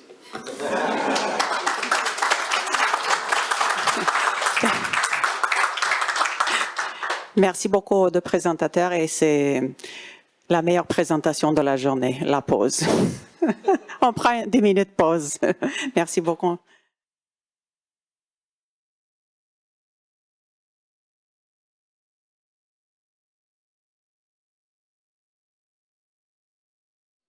On peut commencer la prochaine présentation. Monsieur Patrick Palumbo nous présentera la conformité à la norme FAC 008, Facility Ratings. Good morning. Thank you for inviting me here this morning. I'm Patrick Palumbo with NPCC. I've been with NPCC for a little bit over 2 years now as a senior compliance engineer, primarily working in the audit side. So I believe at this stage I have met either through Teams or through phone conversations many of the registered entities in Quebec, and it's an absolute pleasure to be invited here to Montreal. I know my wife is super jealous because she's always been wanting to come up here, and she's upset that I came up here without her. So if this presentation is being recorded, I want to play this back for her and say I gave her a shout out at least. Just some background on me. I've been in this industry, the electric utility industry, for about 15 years now. I've held quite a few different positions. I started off as an EMS SCADA electrical engineer in the control center for my local utility down in Florida. And I've also worked for a big utility in California as a substation automation engineer, working on substation automation. And for a bigger span of my career, I've been working as a protection and controls engineer, working for either both the utility and on the consulting side of things. So I am a professional licensed engineer by trade, and now I get to do all the fun compliance documentation paperwork associated with that. And so this presentation is on facility ratings. I would hope by now that anything I say or present today, it's something that everyone here has seen before, and I think that's kind of the goal. We do want to have this visibility that facility ratings is really a foundational aspect of how we operate and protect the reliability of the electric grid. So I hope nothing I say or present is anything new, maybe except for the first few slides. I think I wanted to start with some of these slides as far as enforcement metrics, as far as violations that NPCC has, specifically regarding FAC 8. So you can see that the trend line since 2017, it has been increasing in the number of violations that we have and within NPCC's footprint. You see that Quebec there is listed in orange, and the rest of NPCC is listed there in blue. I don't want to focus too much on the amount of violations, because that's not what I think is important, because I don't want these metrics to be seen as good or bad. I just want to take it at face value and not do too many data analytics here, but just to know that FAC 8 is visible, and I hope everybody knows to look at facility ratings in a more predominant light. So that's the important thing here. It's not the amount of violations, it's the amount of really eyes on facility ratings as a whole. And then 2023 is listed there. That's only half the year, so that's only up until June. And in terms of these violations, 35% of these in Quebec, 65% the rest of NPCC. Again, don't look too much into that. That's not a bad indicator or negative indicator. That's just what the numbers are. And in fact, if you look at the method of these violations on how they came to NPCC, 46% of these were either found through audits or self-certifications, and 54% via self-reports. It's really hard to say exactly why the trend is going up, but I do believe professionally a big factor would be just the visibility of the standard over the last few years, either through NERC's presentations and even all the other regional entities within NERC's footprint is presenting the same information. So the more eyes we get on the standard, obviously the more numbers will be increasing. Again, the positive thing I want to take out of this, because I'm a positive person, is you could argue that Quebec entities have performed a lot of self-assessments and therefore self-reported more appropriately, therefore why their numbers are a little bit higher.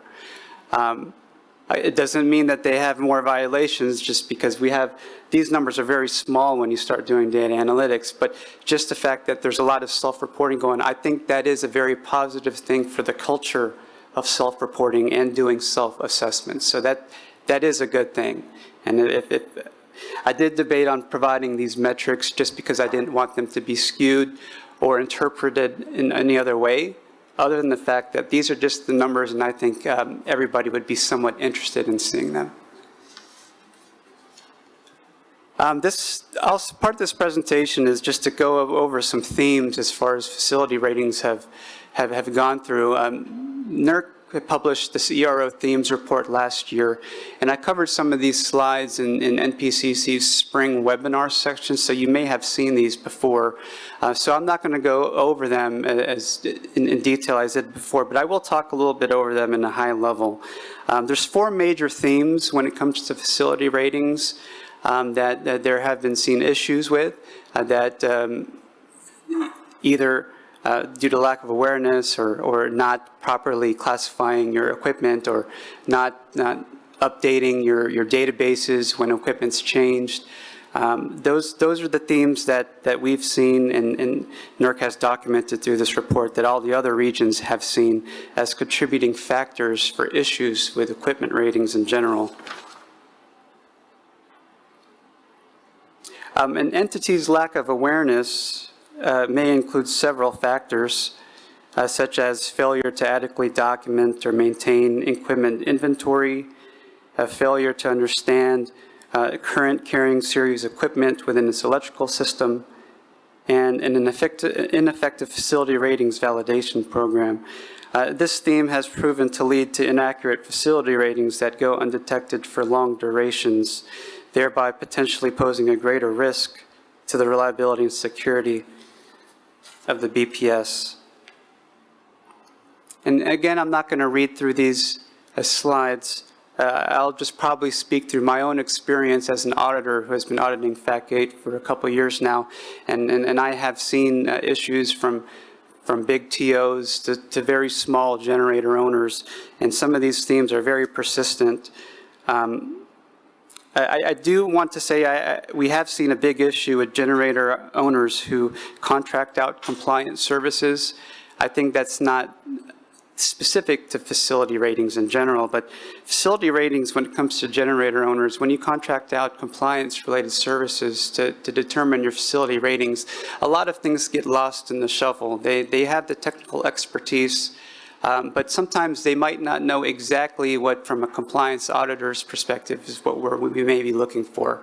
And through the audit process, we do ask a lot of questions, and there's a lot of going back and forth between generator owners through their conduit, which is the consulting engineer staff, and then ultimately to the auditors. And a lot of times when auditing staff is auditing and having interview sessions with generator owners, the generator owners might not be aware of their equipment or might not be aware of their compliance obligations. They facilitate all those conversations through their consulting engineers. And as auditing staff, we end up speaking to the consulting engineers, and the generator owners are usually just on the side. But ultimately, it's the generator owner's responsibility, and they must know at least enough to ask the right questions of those engineers and consulting engineers that they hire to ensure that they are doing their work properly. And that is a major gap with just not facility ratings, but just compliance as a whole. So I think it's very important that from a lack of awareness standpoint, which is theme number one, that all registered entities need to know at least a baseline, enough information to ask the right questions. They don't have to be experts. They don't have to know all the right values for their equipment. They need to know when they vet compliance engineering services for the compliance engineers and consultants for their services, they must know that they have awareness to provide documentation back that they need for their own compliance.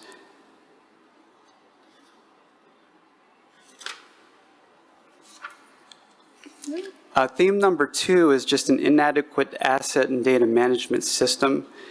Depending on the entity size and structure, there could be various locations that contain some form of equipment or facility ratings data. And this data is often shared across many business groups. The figure on the right here is kind of hard to see here, but for the most part depicts the challenges of maintaining accurate facility ratings, and therefore the need for adequate asset and data management is paramount, because this facility ratings data is shared amongst many groups inside an organization. And I apologize if I might be moving a little bit fast. I do want to leave some time for questions. Again, some observations and some suggestions here for inadequate asset and data management facility ratings issues. Instead of going through the bullets, I want to speak from an auditor's experience, and what I've seen and what I've asked is a very common issue specifically is we see missing equipment listed on facility ratings. So, for example, you may have a generator owner, you go from generator, the generator itself, to isophase bus duct conductors, to a circuit breaker, to a disconnect switch. You follow the line of power all the way up to the transmission system, and you have to account for each piece of individual equipment. And what we've seen through our auditing measures is we do start by looking at single line diagrams, and we see a lot of equipment missing, such as jumpers, wave traps, and even bus work. So it's a very simple exercise to really go through operating diagrams to ensure that every single piece of equipment for your facility is listed, a rating is given to that piece of equipment, and then you ultimately come up with a correct facility rating. On top of that, as an auditor, what we've seen is a lot of issues with calculation errors. When you determine facility ratings, And I apologize for getting a little bit too technical. I'm not too sure who may be watching on the Zoom session, but if there's anybody on the technical side of things, we do see a lot of issues with calculation errors. When you look at equipment ratings, they may be provided in amperage values or amps, or for a generator or transformer, they may be provided in apparent power, which is volt amps, VA. And when you do calculations where you either go from amps to MVA or MVA to amps, there's going to be some assumptions there as far as what voltage level you want to use for nominal voltage, or things like that, where we do see even smallest mistakes being done on calculations for three-phase power. And this is something that may not always affect your facility ratings. However, they're important for the individual equipment ratings. And we do provide AOCs, areas of concern, that if we do see equipment ratings with wrong values, it might not be a potential non-compliance for a facility rating. It would be an area of concern for just not having adequate equipment ratings. Also, another area that I've seen a lot is current transformer ratios not being looked at properly. A lot of multi-ratio transformers, they're listed at its highest tap value. So, for example, a 3,000 amp primary current transformer going down to 5 amps secondary, an entity may list that as 3,000 amps. However, in the field, it might be connected at a lower value, connected at 2,000 or even 1,200 amps. Whereas then you must need and look at the actual equipment and how it's connected to determine the equipment ratings. So that multi-ratio CT is really not at 3,000 anymore. It could be tapped lower. And then based on your methodology, you'll have to look and see if there's other things that may have to be calculated into that, such as rating factors that may increase CTs and their ratings. The third theme is just inadequate change management. So when things happen to change in the field, whether jumpers burn up or you're doing some field upgrade projects, how is that information being updated into your master database? If a transformer is being upgraded to a higher MVA value, is that also being upgraded in your master database appropriately?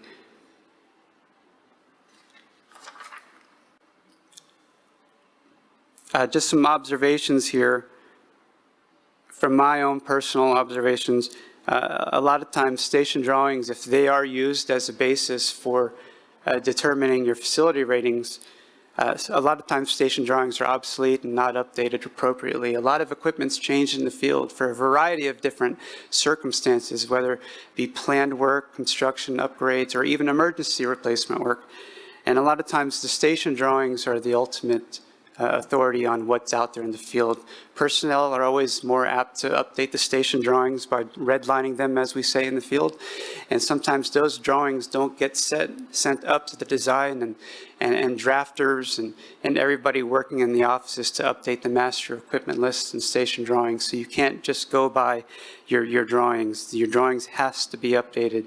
And on top of that, field visits should also be conducted just to ensure that everything which you think is out there is actually out there. Just doing a quick time check. Theme number 4 is just an inconsistent development and application of facility ratings methodologies. Obviously, the most common failure is identifying the most limiting equipment, and this is through the calculation sheets that I've mentioned prior. And also, entities may have multiple methodology criteria for rating different transmission and generation facilities, and this can create confusion on which criteria to apply or make it difficult to apply the criteria consistently. I have seen many entities have methodology documents just strictly be a copy and paste of the actual requirement of the standard.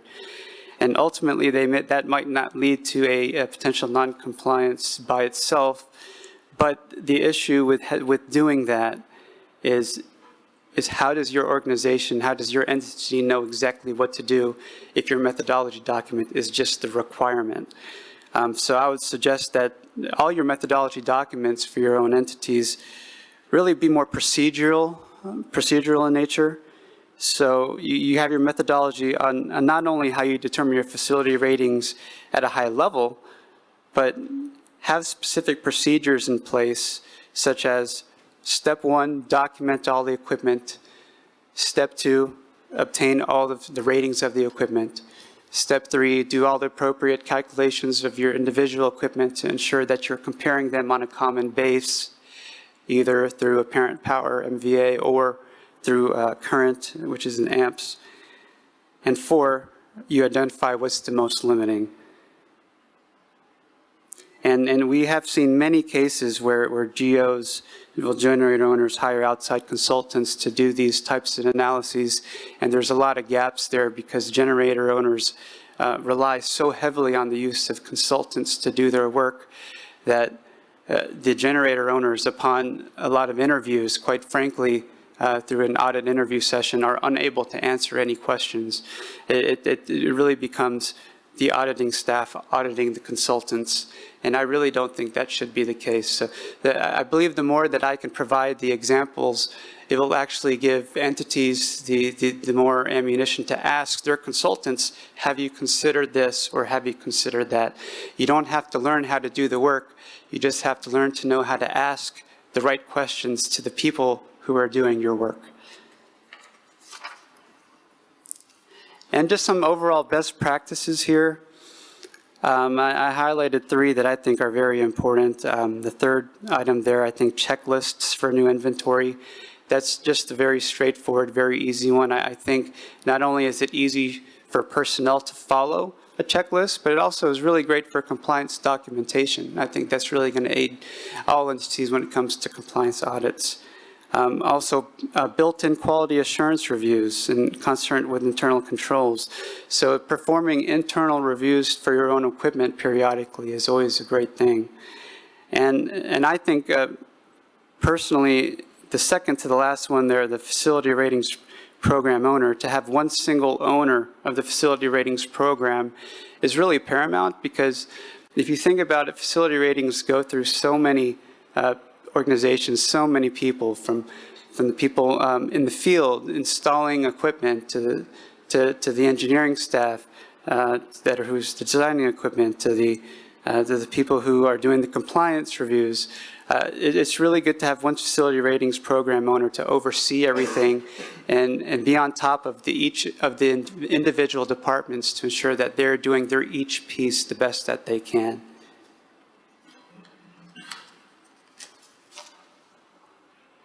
So with that, I think I'll open up for any questions. Thank you very much. Merci beaucoup. Patrick, est-ce qu'il y a des questions de la salle?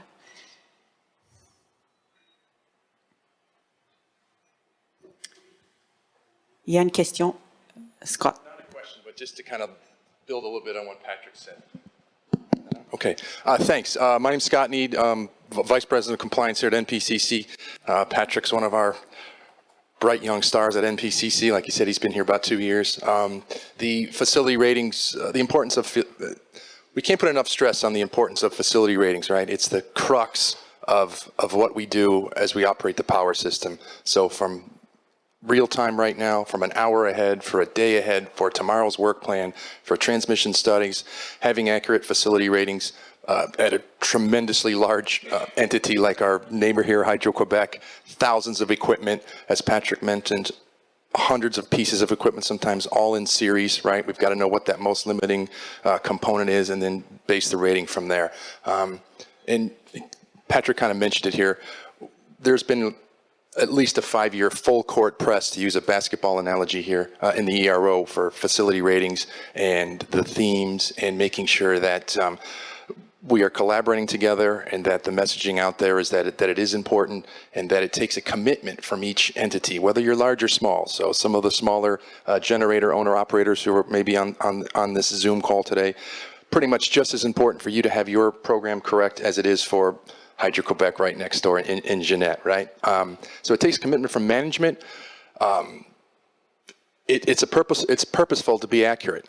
It's something that's perpetual, so you've got to think about it. So there's got to be management involvement, commitment, annual training so that all of your staff knows its role. From work that's capital work, where you're building a new substation or replacing a circuit breaker, to replacing things during hurricane repair or storm repair, all of that stuff, having that documented, then making sure it gets into your EMS correctly, which helps with the real-time operations and everything else. So I think that themes report that Patrick shared, very important. A lot of work went into that with NERC in the regions. So thanks to some of our NERC folks here in the front probably know that. But this is really important in NPCC. We'll keep the full court press going.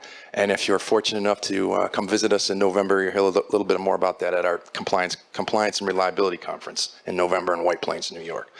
All right? I do have a question, Scott, Sure. and I don't know if it's for you or I would say it's rather a comment because FAC 8, it was a huge confusion in the industry and it seems to be a confusion. So I don't know.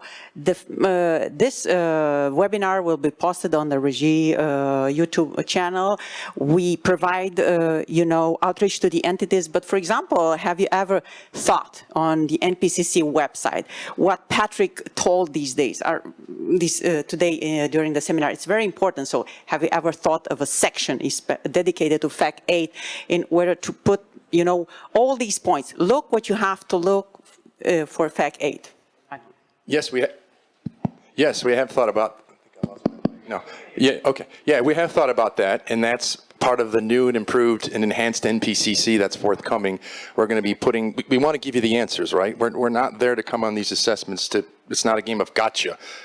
We're there to identify gaps and weaknesses. Hopefully, those gaps or weaknesses are not a non-compliance with the standard, and hopefully they all fall into a recommendation or an area of concern that Patrick mentioned. But for all standards, including FAC 8, our goal is to put our controls questions, our best practices, everything on there to help you as an entity prepare for that engagement. And even if you're not having an engagement, prepare internally just to have your program up to the highest level that it can be.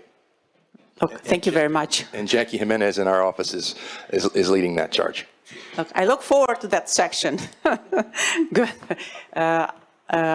Questions from the Zoom? No, not yet. Still questions from the room? Because I'm done. Good. Thank you very much, Patrick. Always appreciate it. Thank you. And now I invite Melissa Perceau, conseillère juridique associée. Elle va nous parler du traitement des non-conformités.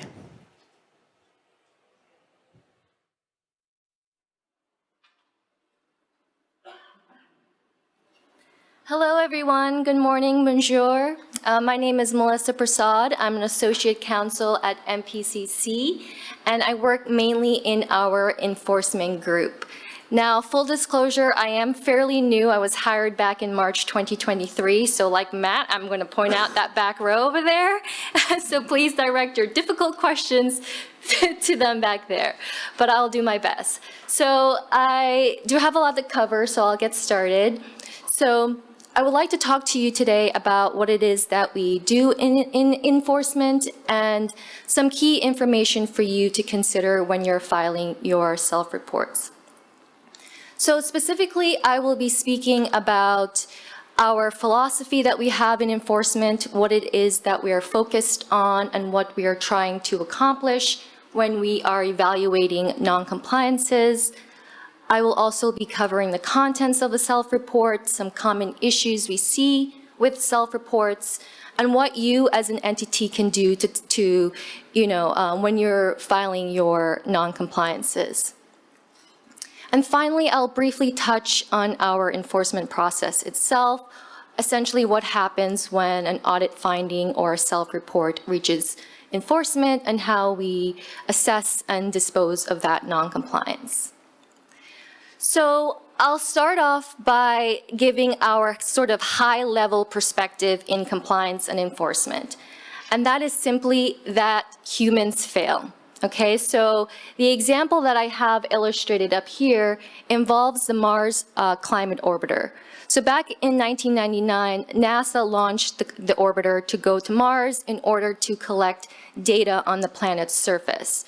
But just as the orbiter was entering Mars's orbit, NASA lost sight of the vehicle and the orbiter. So after hours passed, they realized that it was gone. It was likely destroyed in Mars's atmosphere. And after NASA conducted their investigation, what they realized is that some of the software on the orbiter utilized the English units instead of the metric system.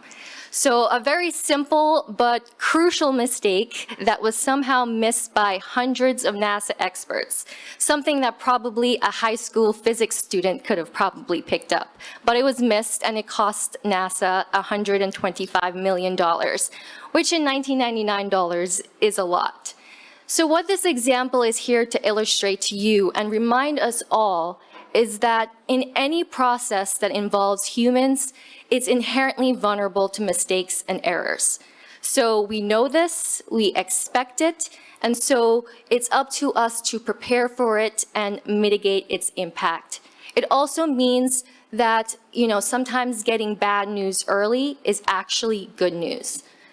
So what does this mean in terms of compliance and enforcement? Well, it means that we know violations of standards are going to happen. We see violations of some standards all the time, such as CIP-4 or PRC-5. And I'm not saying that this is your get out of jail free card to just be cavalier about your violations.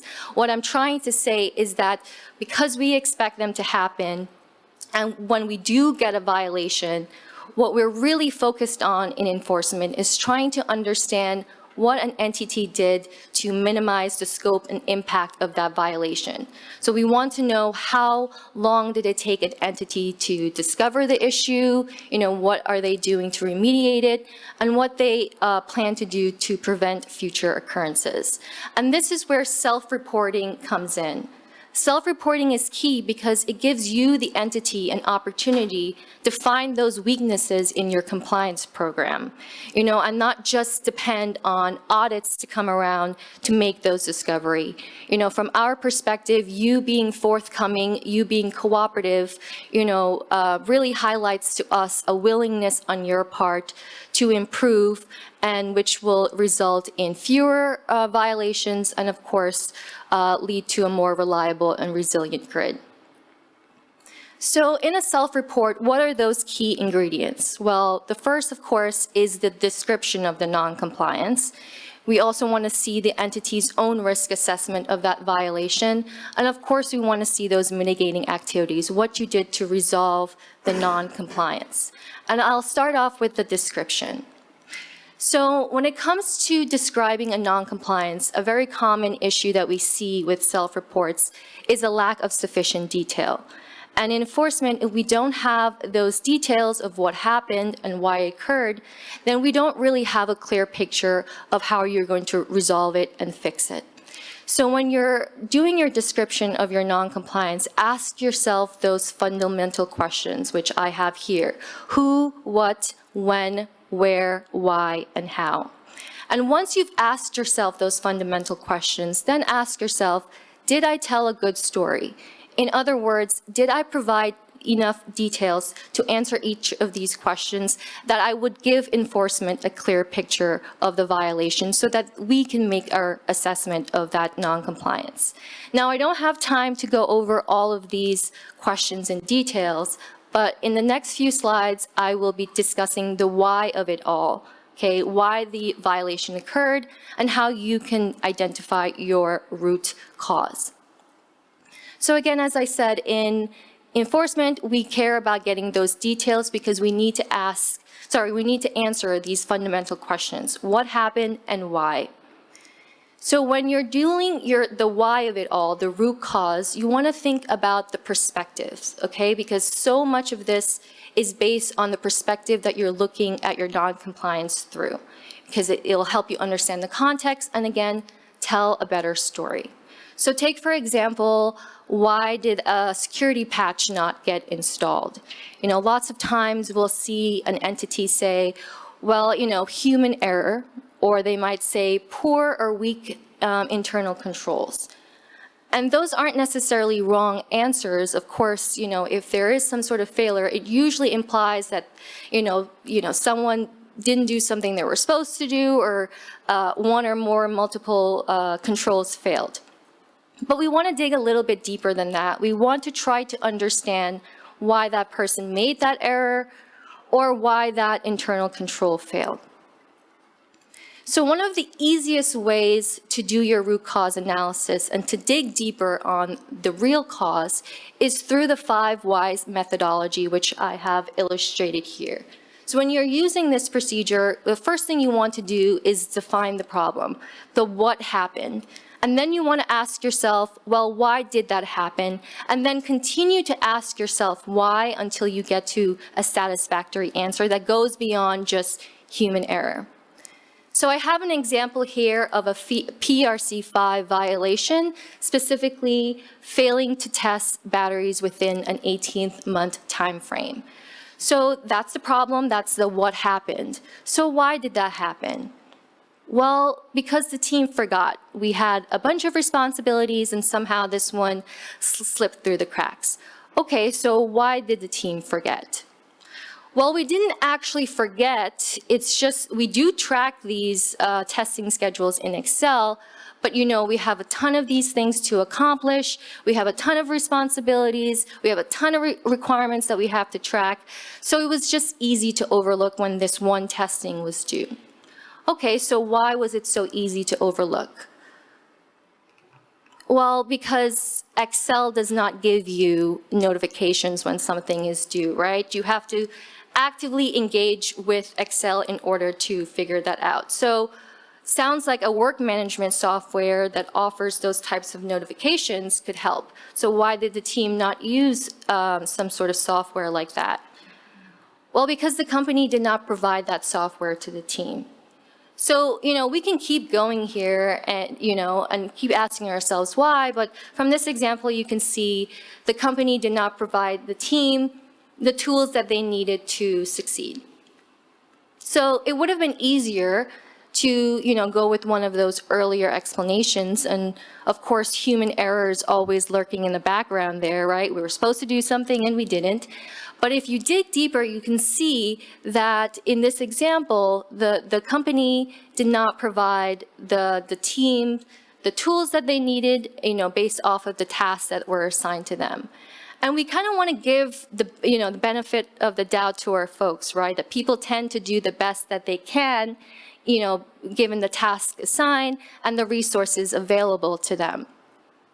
So this perspective, or having this perspective, is critical here when we're doing our root cause analysis, because if we look at this in terms of, well, we can't inherently change people, we have to change the things around them, then we can better address the cause.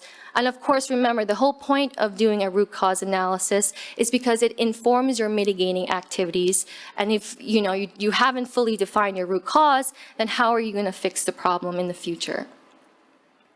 So once you have sufficiently described your non-compliance and you've identified your root cause, you want to do your own risk assessment. So when it comes to risk assessment, you want to consider both what happened and what could have happened. And I emphasize the word could here because another common mistake that we see with self-reports is that, an entity will base their risk assessment on, yes, we violated this standard, we violated this requirement, but during the duration of the non-compliance, nothing bad happened, so minimal risk. And that doesn't really quite capture the full impact that a non-compliance can have. So when you're doing your risk assessment, consider the potential impact of your non-compliance. Think worst case scenario to the electric power transmission system, as well as what actually occurred. You also want to consider some of the uniqueness of the standard or requirement that you're dealing with. For example, some standards have special implementation plan, Or you could have super straightforward standards such as, let's say, CIP-9, you failed to do your functionality test within 15th month. Well, how long outside of that 15th month did you eventually do your testing and come back into compliance? But then you have some standards like CIP-10, an unauthorized change to the baseline of a device. Well, that can trigger additional CIP standards, additional CIP protections, which could lead to associated risk or even additional non-compliances. So you want to also consider what exactly is the standard requiring of you. Of course, you want to consider the facts and circumstances surrounding your non-compliance. So was the violation, intentional? Was it due to a result of negligence? Is the failure part of a wider systemic issue? If you're finding yourself answering yes to these questions, then that is likely going to aggravate the risk. Of course, you need to consider, the assets involved, what are their functions? Did you do an extent of condition analysis to ensure you've captured the full extent of the non-compliance? Because of course, if you have additional assets or facilities involved, that can help, or that can aggravate the risk. Duration is also going to be important here. It's going to matter if you, resolve the issue within a couple of hours, months, or years. And as I mentioned, you do want to actually address the actual impact on the system. Did it result in greater losses? Did it expose additional vulnerabilities on your systems? Now, with compliance history, we're not expecting you to really address this, but it is something we want you to consider. If we see when we're reviewing your non-compliance that you have prior violations of the same type, especially if it's the same root cause, then not only are we going to be more critical of your mitigating activities because your prior mitigating activities did not prevent the reoccurrence, but we're also going to assess that when we're thinking about risk. And finally, when you're doing your risk assessment, you want to consider those mitigating factors. What were those protections and controls in place during the time of the non-compliance that can help reduce the risk? So for example, were the assets password protected? Would a nefarious actor have to be physically present at location to exploit a vulnerability? Do you have automatic systems in place?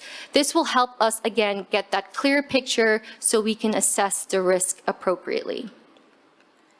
So once you've done your description, your risk assessment, you, of course, want to list your mitigating activities, what you're doing to resolve the non-compliance. So with mitigation, our top priority will always be what you're doing to come back into compliance, what you did to remediate the non-compliance. That's our top priority. But of course, you want to address the root cause in your mitigating activities. And this is a common issue that we see as well, where an entity will remediate the non-compliance, but then all of their preventative and detective controls don't accurately address the root cause, which is why I spent some time discussing root cause, because again, that's going to inform your mitigation. So my final topic, and then let me just check my timing. Okay, perfect. So I'm going to finally touch on our enforcement process. Like I said, what happens when a non-compliance reaches enforcement, whether that's through an audit finding or a self-report. So the first thing we do is we assess the non-compliance. We try to determine, okay, do we have sufficient details in that description, in the entity's risk assessment, to do our own evaluation? So basically everything I just talked about, okay? Do we know if a non-compliance occurred? So providing, details on dates and things like that will be important. Was an extent of condition performed? Can we identify the root cause? Can we do a risk assessment?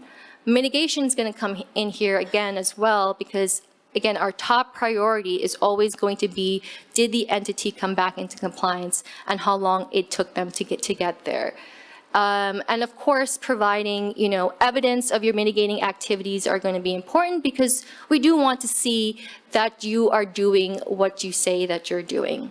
So once we have all of the information that we need, you've provided your evidence, then we can start our write-up and assess the non-compliance which will eventually get to the Régie, who makes the final call, okay? At MPCC, we are recommending dispositions. We're not actually, the one who makes the final decision. The Régie is. However, if we feel that you haven't provided sufficient details, you haven't provided us the evidence, we will have to issue a request for information or an RFI. So that's why it's so important to provide us those details up front, because it streamlines the process so that we do not have to continually send you RFIs, to gather that information. So once we've assessed your non-compliance, then again, as I said, we will recommend to the Régie a disposition track for your non-compliance. So one of those disposition paths will be a dismissal. So it doesn't happen quite often, so don't expect it to, but sometimes I have seen it happen, especially in those standards that have specific implementation plans that may give you some extra time to come into non-compliance. So something to consider. It is a disposition path that sometimes happens. The next disposition path is our Simplified Identification, Correction, and Monitoring Procedure, or SICM for short. So this is really reserved for those lower risk violations. So essentially, if the entity resolves or remediates the non-compliance to the Régie's satisfaction, MPCC will not impose a penalty for that. However, the non-compliance will go into your records, which will, as I've mentioned before, go into your compliance history, which may affect the risk of future non-compliances of the same type. And finally, we have notices of non-compliance. So these are more for those serious risk violations, and a penalty will be imposed in this case. So essentially what we'll do at MPCC, we will issue you a notice of non-compliance. It will detail the non-compliance itself, and it will tell you the penalty that we plan to impose. Now at this point, usually MPCC and the entity will enter into a settlement agreement, which again will have to go to the Régie for final approval. So when we're thinking about calculating penalties, we are using the Quebec's sanction guidelines. And of course, the main part of calculating penalty is going to be the seriousness of your non-compliance. But we also consider things such as aggravating and mitigating factors. Those factors that could either increase your penalty amount or reduce the penalty amount. So for example, if we find out that you purposely concealed a non-compliance, or you intentionally violated a standard, then those would be considered aggravating factors that could increase the penalty amount. On the other hand, if you self-report a non-compliance, or you're cooperative during the investigation of the non-compliance, if you decide to settle the case, that can lead to a significant reduction in the penalty amount that you need to pay. So again, I want to emphasize to you that being cooperative during this process could, really pays and it really benefits you. Again, our goal in enforcement is not to punish you. Okay, our goal is really to help you remediate your non-compliances and, reduce the severity of them when they do occur, and to help you create a better compliance culture. Because again, this is going to help our overall goal of, reducing likelihoods of failures on the system and create a more resilient and reliable grid. So that's all I have. I think I still have time for some questions, if there are any. Thank you, Melissa. Est-ce qu'il y a des questions de la salle? Questions? Why not? Again, Melissa, that was great. Melissa is another staff person who's on the rise at NPCC, since she's been with us about a year, I think, right? Or less? Less than a year. Couple of things, if you didn't take it away from this, that this is a legal process. There's a little bit of bureaucracy involved. It takes time. We do our due diligence to ensure that the issue presented before us is actually an issue with the standard, and it's not a close call that should go in the entity's favor and not be a non-compliance. The risk assessment that we do, asking the questions, I call them the 5 W's and 1 H, right? What, when, where, how, who, how, why, what time. I think I missed one there. But that's really, we've come a long way in that. Just like anything in life, when you start out in your high school years, you think differently, and as you mature into adult. So just like us, our program's maturing, and how we look at these and process these is pretty thorough. We've got separate eyes on it. They work, the folks work in teams to make sure that anything that we're assessing is truly, has a second set of eyes on it, a peer review. The penalties part that Melissa mentioned, we work with NERC a lot on that, and to make sure that we're assessing something equally or consistently, that same type of issue in any of the other 5 regions of NERC, even though it might be with a Canadian or entity, we still try to have that align and have that consistency. And then the last thing I wanted to say, maybe we'll have to make a list of promises I make up here for our website, is that there is some self-report guidance that we have posted on our website under our enforcement teams page, and that takes you through everything Melissa explained about due diligence, the questions, and getting down to an accurate risk assessment and what happened. And then, as Melissa also mentioned, that's going to be less data requests, less RFIs, what she said. So that's very important, because if you don't give that information to us from the get-go, it becomes more, I'm going to be honest, more burdensome for you, and the back and forth takes longer. Okay? Thank you very much for this additional information. I think we have one question from the audience in virtual. Go ahead, Christian, please. Melissa, it's all yours for the question. So I have a question from an online attendee, which is the following. So most of the violation severity levels, VSLs, do not consider the exposure. As an example, if the violation is on 1 asset or 1,000 assets, the VSL seems to be the same. Why? Scott, I don't have an answer to that one. Well, that's a good question. Why? The VSLs are part of the standards development process. The violation risk factor, VRF, and the violation severity level, VSL, is part of the standard process that gets approved through the stakeholder process.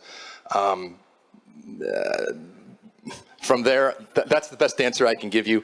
I'm going to use that word bureaucratic again, but it's a long process, and that's what came through the stakeholder process. I really don't have a better answer than that. Okay. I'm sorry. No other online question.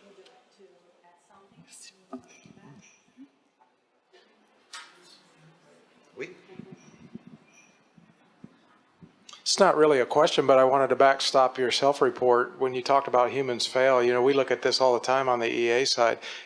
Whenever a human fails, we all know that. It's really, we stop and go, was it the human that failed, or were they set up for failure? So organizations fail. So always remember that. Probably 90-something% of the time, the organization was involved in that human failing. So I think that's a great way to look at this. Thank you. I hope that helps. Thank you very much, Matt. Thank you very much, Melissa. One more question. Sorry, I'm sorry. You are not yet done. Yes. Yeah. Thank you. NPCC has mentioned in the recent past that for standards where, or requirements where they have multiple violations, that they've sort of developed a streamlined way to analyze the non-compliances.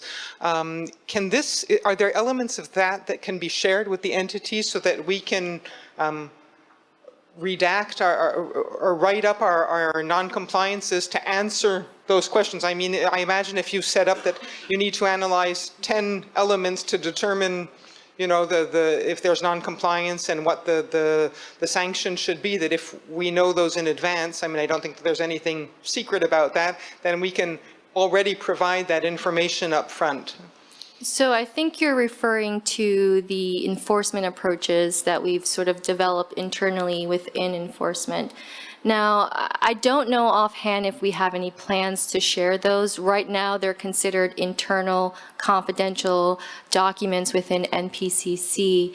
But of course, those enforcement approaches are based on the standard and requirements itself.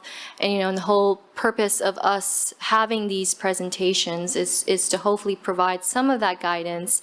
And, you know, one of the benefits of having these enforcement approaches is that it does create some consistency across how each of our staff member deals with a non-compliance. So, you know, hopefully, you know, in our RFIs that we give you, we're asking those questions consistently that will hopefully inform you when you're doing your future non-compliances. Scott, I don't think we have any plans to share those, right? Now that yeah. Okay. Thank you very much for your presentation. Merci beaucoup pour vos questions. Je pense que si jamais... Merci.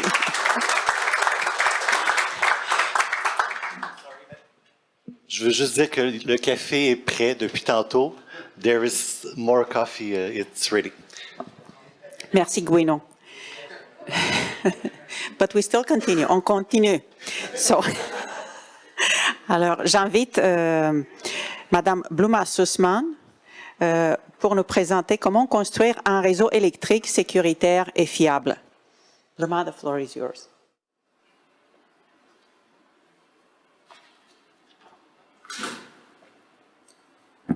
Bonjour, good morning. Thank you for having me here today. Je m'appelle Bluma Sussman. Je suis Director of Membership à la EISAC, and that's where my French is going to end for today. But it is wonderful to be back here in Montreal after a couple of years and a few friendly faces in the audience. So wonderful to be back here and speaking with all of you today.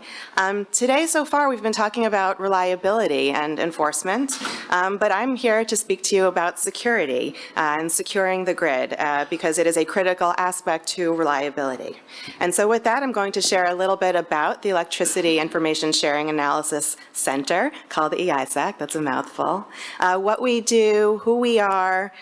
We will talk a little bit about the threats that are out there, and then how we serve the electricity industry to reduce risk from these threats, and how there are opportunities for all of you to get involved. All right, so with that, the Electricity Information Sharing and Analysis Center, and I'll say EISAC from now on, is a membership-based organization.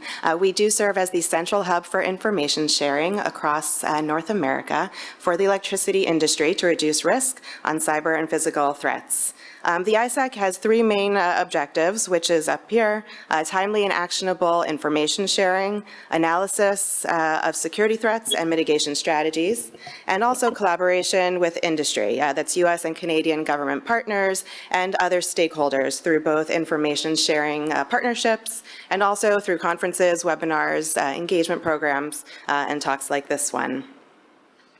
So a little bit of background about EISACs, if you're not familiar with what they are. Information Sharing Analysis Centers have been around for more than 20 years. They were formed initially back in the 90s to protect critical infrastructure through enhanced public-private information sharing and coordination. So today there's more than 25 EISACs. Each one of them is aligned to a U.S. sector-specific agency, and so the Electricity EISAC is aligned to the U.S. Department of Energy. And really, it's this vantage point that makes the EISAC uniquely positioned to take that broad view of the threat landscape across North America and to provide those unique insights to industry on those emerging threats and trends. Now, you've heard today from a couple of my colleagues from the NERC side of the House, and the EISAC is a division of NERC. Our focus, however, is on voluntary sharing of information that does not rise to the level of mandatory reporting, so a little bit different. And what this also means is that information shared with the EISAC by utilities stays with the EISAC. We adhere to a strict code of conduct, and that maintains that information shared with the EISAC cannot be shared with NERC or anyone else with a compliance monitoring and enforcement role, and cannot be used for regulatory purposes. And so the role of the EISAC is as important as ever, given the persistent and evolving threats to our industry. And so a little bit here about the threat landscape that we're seeing today, which remains dynamic and complex. The EISAC tracks a range of adversaries, from nation-state adversaries to transnational criminal groups, domestic violent extremists. All of them are looking to leverage cyber or physical capabilities to attack the system. What you see here on the slide represents the major nation-state and criminal groups targeting the sector. And while a state like Russia has been in the headlines for espionage, disinformation, attack capabilities, both the US and Canadian governments at this point see China probably as the broadest and most persistent espionage threat to industry. Recently, a China-affiliated actor tracked by the name Volt Typhoon was attributed to attacks on the U.S. utility sector in Guam and other parts of the U.S. The adversary used living off the land techniques, and so meaning they used a computer's native functionality to move laterally through the system and conduct reconnaissance. This is an advancement of tradecraft by China on the level of what Russia has typically done in the past. And so while we continue to track Russian activity, we are also raising the alarm about cyber threats from China, in addition to smaller opportunistic threats from North Korea and Iran as well. And beyond the nation-state adversaries, industry CISOs and security teams are also dealing with ransomware threats on a daily basis from criminal groups largely. In this slide here, you'll also see on the bottom corner the 4 main groups we've seen targeting electricity, including Black Basta, Royal, Lockbit, and CLOP. And CLOP in particular has drawn attention through extortion ransomware against a number of vendors in the industry supply chain thanks to the MOVEit vulnerability. And so MOVEit is that heavily used security file transfer capability. And when that one was compromised using a novel zero-day vulnerability, sensitive data from hundreds of companies was exposed. So the ISAC, from where we sit, continues to update its list of CLOP victims and keep an eye on dark web criminal forums for mention of ISAC members or vendors in the supply chain. And in addition to tracking cyber security adversaries and incidents, the ISAC is also closely monitoring physical threats to the power grid. Our physical security teams work closely with members to gather information on incidents and produce analysis on threats and trends. Here you see the incidents shared with the ISAC in August of this year. The chart on the left is the projected set of incidents, and the chart on the right are realized, so very close. And I will be sure to mention that there are millions of incidents happening all around. What you see here is what is being shared voluntarily with the ISAC. So the most likely incidents that occurred in August of 2023 were theft, intrusion, and vandalism. And so this is a common trend that we have been seeing. And you'll note here that it does say working draft. That is because we continue to receive incidents well after the end of the month, and so we'll continue to update that data there. So members of the ISAC can find this information in our monthly Security Outlook report that we share each month, and that looks at the historical data for that month over previous years. It is adapted to reflect the current trends that we are seeing, and so we can project the most likely type of incidents to occur in the coming month. And really, it's this type of information and analysis that the ISAC members and partners have access to, which is really what makes our community so unique and special. So who can be a part of the ISAC? EISAC membership is open to electricity asset owners and operators and select government and cross-sector partners across North America, including, of course, Canada. Our membership is open to all Canadian electric utilities. EISAC members largely have security-focused jobs, and so that means that our members are responsible for protecting their company's networks and assets. So if you're an analyst, engineers, managers, directors, security executives, those are the types of individuals that are members of the ISAC. Our membership also extends to qualified federal and provincial Canadian government entities, and so this is where I'm going to be very specific. This includes both non-regulatory and regulatory organizations with responsibilities tied to electric utilities. And within those organizations, EISAC membership and portal access is available to individuals whose roles do not include an audit or compliance management enforcement function. Being part of the ISAC is entirely voluntary, so different from the mandatory reporting on the NERC side. There is no cost to join the ISAC for the vast majority of our membership, with the small exception of vendor partners, a new program that I'll talk about at the very end, and participation in the CRISP program.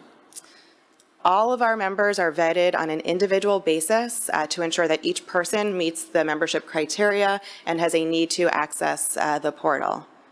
Each member is also vetted additionally by their own organization's designated approving official, what we refer to as the DAO, and that person is a trusted point of contact in each organization, and they are responsible for validating that each user has a need to access the portal. So now let's go to the next slide for a more detailed look at our ISAC membership. So the EISAC community is made up of more than 1,700 organizations and includes nearly 7,000 individuals. EISAC members come from utilities across all states, all provinces, include organizations represented by all of the Canadian and U.S. electricity trade associations. Our membership also includes more than 80% of Electricity Canada's member utilities and more than 500 Canadian individuals who are integral, of course, to our mission and continue to be a great source of support and participation.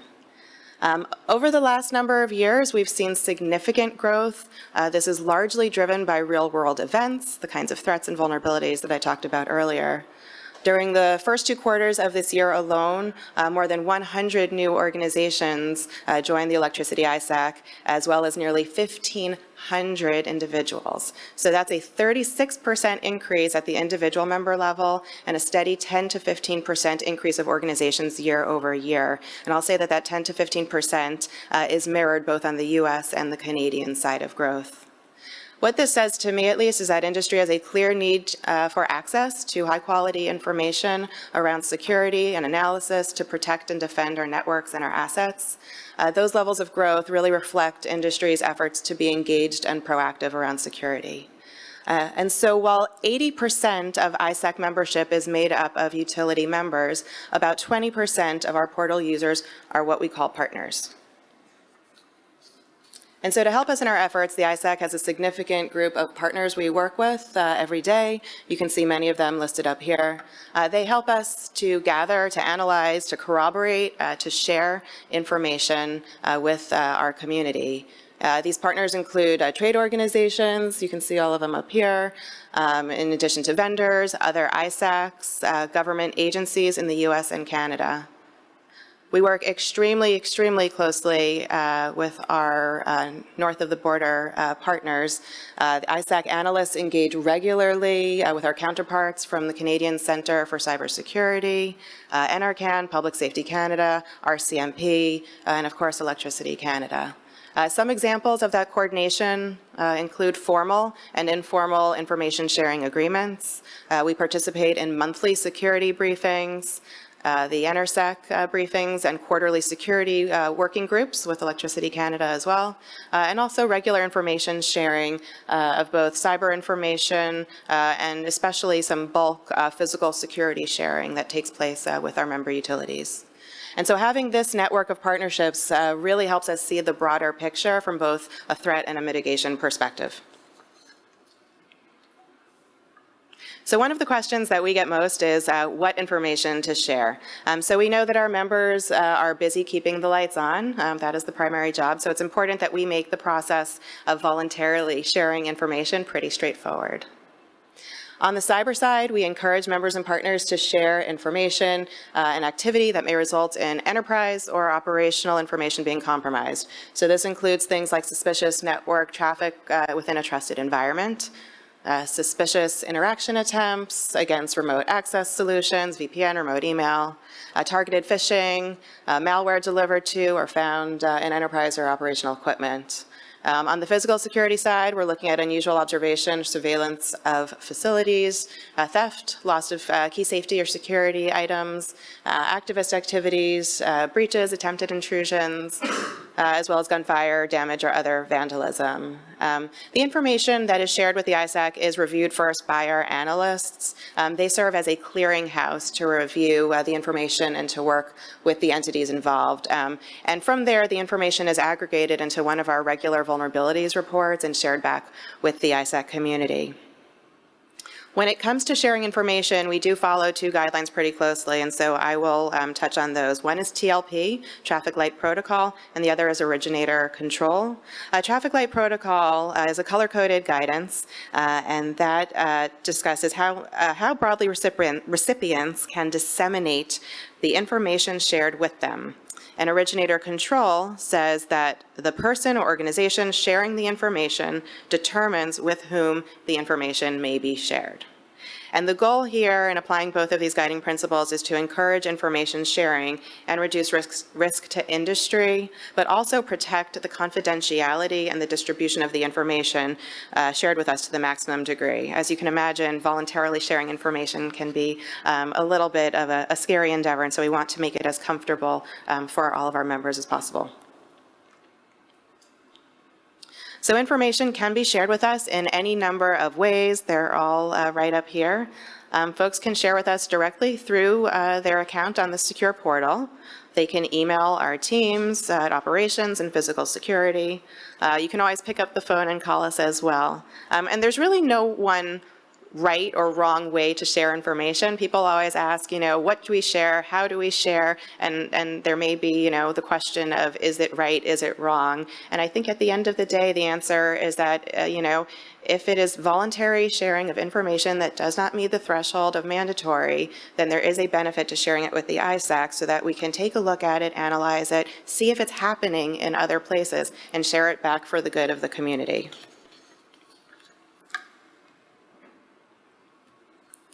So all of the members and partners of the ISAC have access to a variety of information, products, and programs. I'll touch upon a couple of them up here. We do have a 24/7 watch operations team. So the folks who work there are largely open source analysts. They are processing information that comes into the ISAC. They're tracking social media, the dark web. They're often our first line of defense and can direct cases to the appropriate analyst and teams to talk with you there. We also have the portal, and I've talked about the portal as far as a way to share information, to share information, but what I'd also like to touch upon here is how you can use the portal to get information, because when you sign up for the portal, you're also signing up for notifications for email, and so those can come to you, to your inbox, with any frequency that you like. You can select the topics that you want to know about. If your focus is on cyber, you can just sign up for cyber notifications. If your focus is on physical, you can just sign up for physical.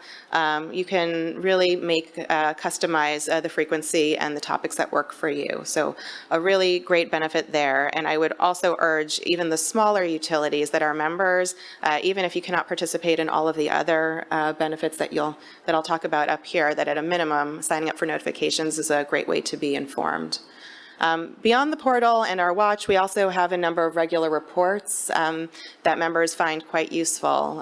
So we have a weekly vulnerabilities report, a weekly cybercrimes forum, ransomware, situational report. There's the monthly outlook on physical security trends, and so the information on that physical security slide is the type of thing you might see there. And of course, when an emergent issue arises, we issue all points bulletins, critical broadcast alerts for immediate awareness. One of the pieces of feedback that we've received over the years is that there was sort of a lot of noise with sharing of one-off incidents, and so we've been taking steps towards this clearinghouse process to aggregate the data and to put it out in reports that come out once a week, twice a week, monthly, that sort of thing, for a better look at trends there. Beyond the reports and the information, we also do monthly briefings. And so those are webinar style. Those provide security and programmatic updates from our analysts and our staff. And this includes, and I want to make sure that I'm mentioning it here, is a monthly threat briefing for our regulatory CMEP members. And that is held the second Monday of each month. And those are briefings from our cyber and physical security analysts on the latest incidents, trends, and analysis. We just had one this past week. It was well attended, and I would encourage everyone here, once you become a member of the ISAC, to please participate there so that you can get all of the latest security and analysis in a timely manner. Beyond the regular monthly briefings, we also have responded to the uptick in supply chain ransomware attacks over the year, holding special topic webinars as they happen to respond to real-world events. And we are also partnering with various working groups to put out white papers on topics such as drones and other supply chain areas of interest. And beyond the portal and the information that you can access there, we also conduct a number of hybrid and in-person events to bring the community together. And that is a big piece of what we do, in addition to the information analysis and awareness, is facilitating that community. So we have an industry engagement program where ISAC members can attend virtual or in-person programs to learn about the ISAC, what we do, get to understand our people, processes, our programs, and how they can get involved. And that's a great way to sort of dip your toe in the ISAC if you are new to the community. We also host GridSecCon, our annual conference, and GridX, the largest grid security exercise, both of which I'll talk about a little bit more in just a minute.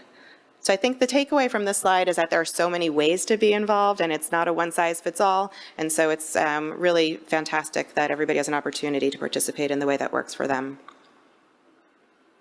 So I just mentioned two of our biggest events, GridSecCon and GridX, and both are coming up this fall, and so we hope that you can participate. GridSecCon 2023 will take place October 17th in Quebec City. Registration for the conference is open. I know the hotels are filling up fast, so if you're interested, please do go to our website to register.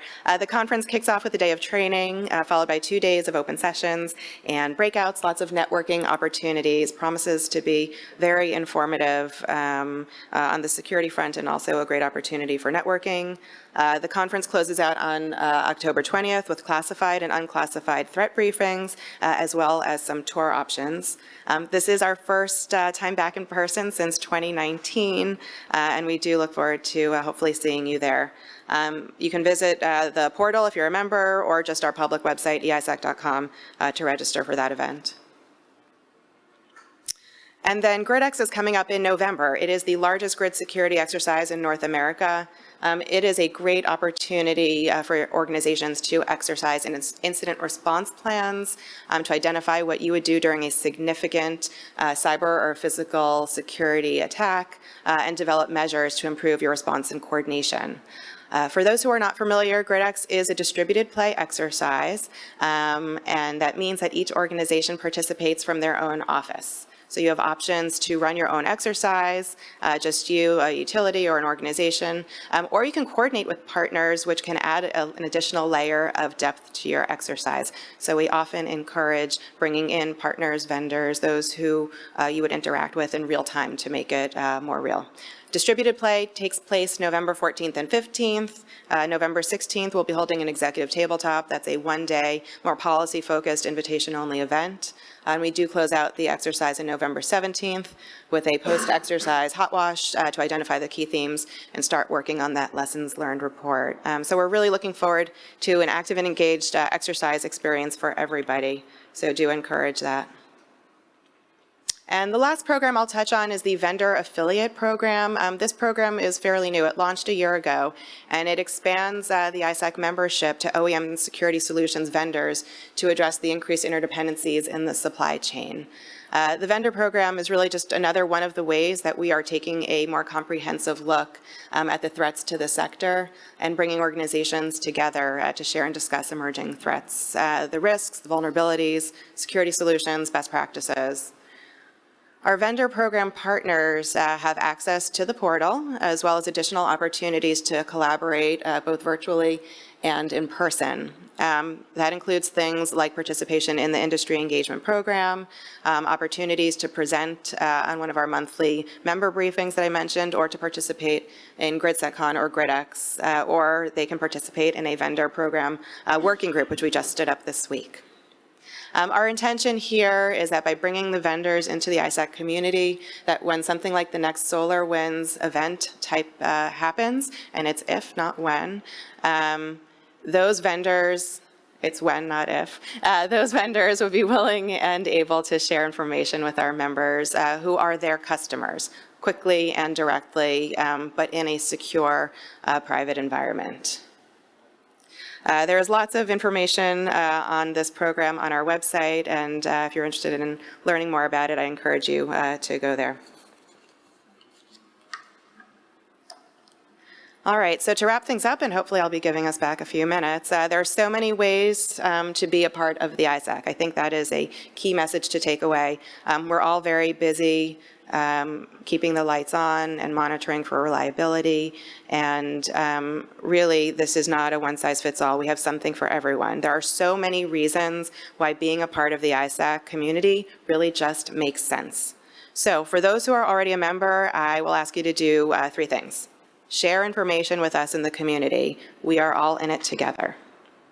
The second is to take the necessary steps to protect your IT and OT systems. Like I just said, it's not about if, but when. And then the last one is connect with us. So join us in Quebec City at GridSecCon, participate in GridX, and please join us for that monthly threat briefing. I promise you will not be disappointed.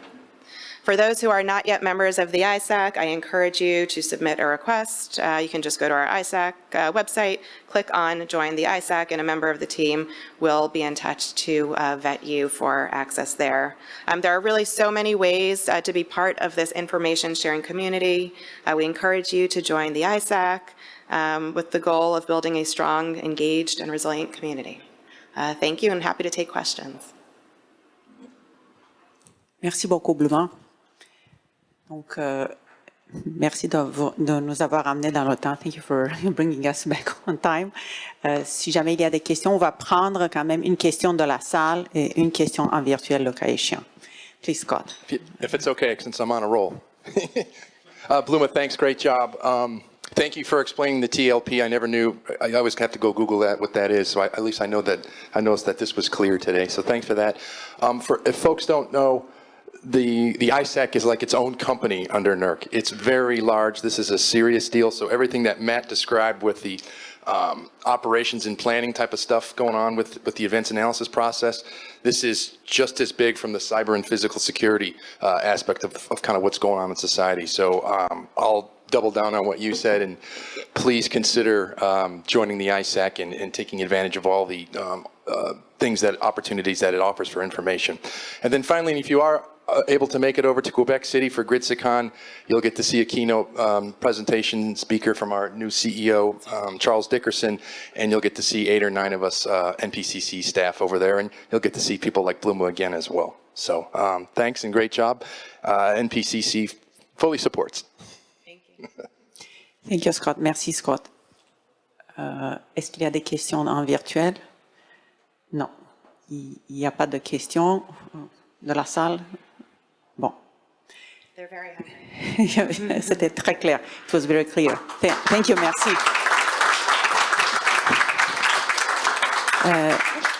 Je vais inviter M.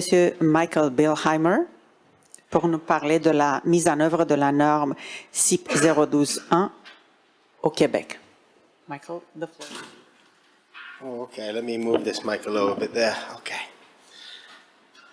Okay, I'm Michael Bilheimer. I'm a CIP Senior Analyst at MPCC. I've been there about 5 years, and before that, I was 10 years in the industry. So, and I became their CIP-12 communication between control centers expert because of that guy that keeps on standing up in the back there, Scott Need. He volunteered me, and I became the expert. So, we got a few goals here. The goal of this presentation is to go over the status of the CIP-12. What is CIP-12, how it applies to the Quebec entities, provide a few examples, and some questions that NPC will be asking during the audits of this standard. Okay, as you can see, Quebec is the last area that CIP-12 does not apply to yet. It's only a few months away now, so July 1st, 2024, entities will start seeing this in their audit scope. Just to recap the objective of CIP-12, I know this is a little bit of an eye chart. It's to protect the confidentiality and integrity of real-time assessment RTA and real-time monitoring RTM data transmitted between control centers. Now, you have to refer to the NERC glossary of terms, which is, there's going to be a link at the end of this presentation for the definition of control centers, which is right under the purpose, which I summarized. Finally, CIP-12 is applicable to BA, GO, GOP, RC, TOP, and TL. I'm going to put some emphasis on the GO and TO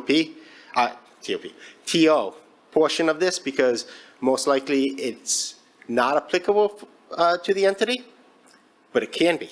So this is, it will be on the audits, but there's going to have to be some type of basically acknowledgement that it's not applicable to the entity. Now, one, these numbers will not add up, so for those math people out there, don't start adding them up, it's not going to equal 29. I already know this. There are 29 registered entities in Quebec. Only one is RCBA and TOP. They know who they are, so I'm not going to call them out.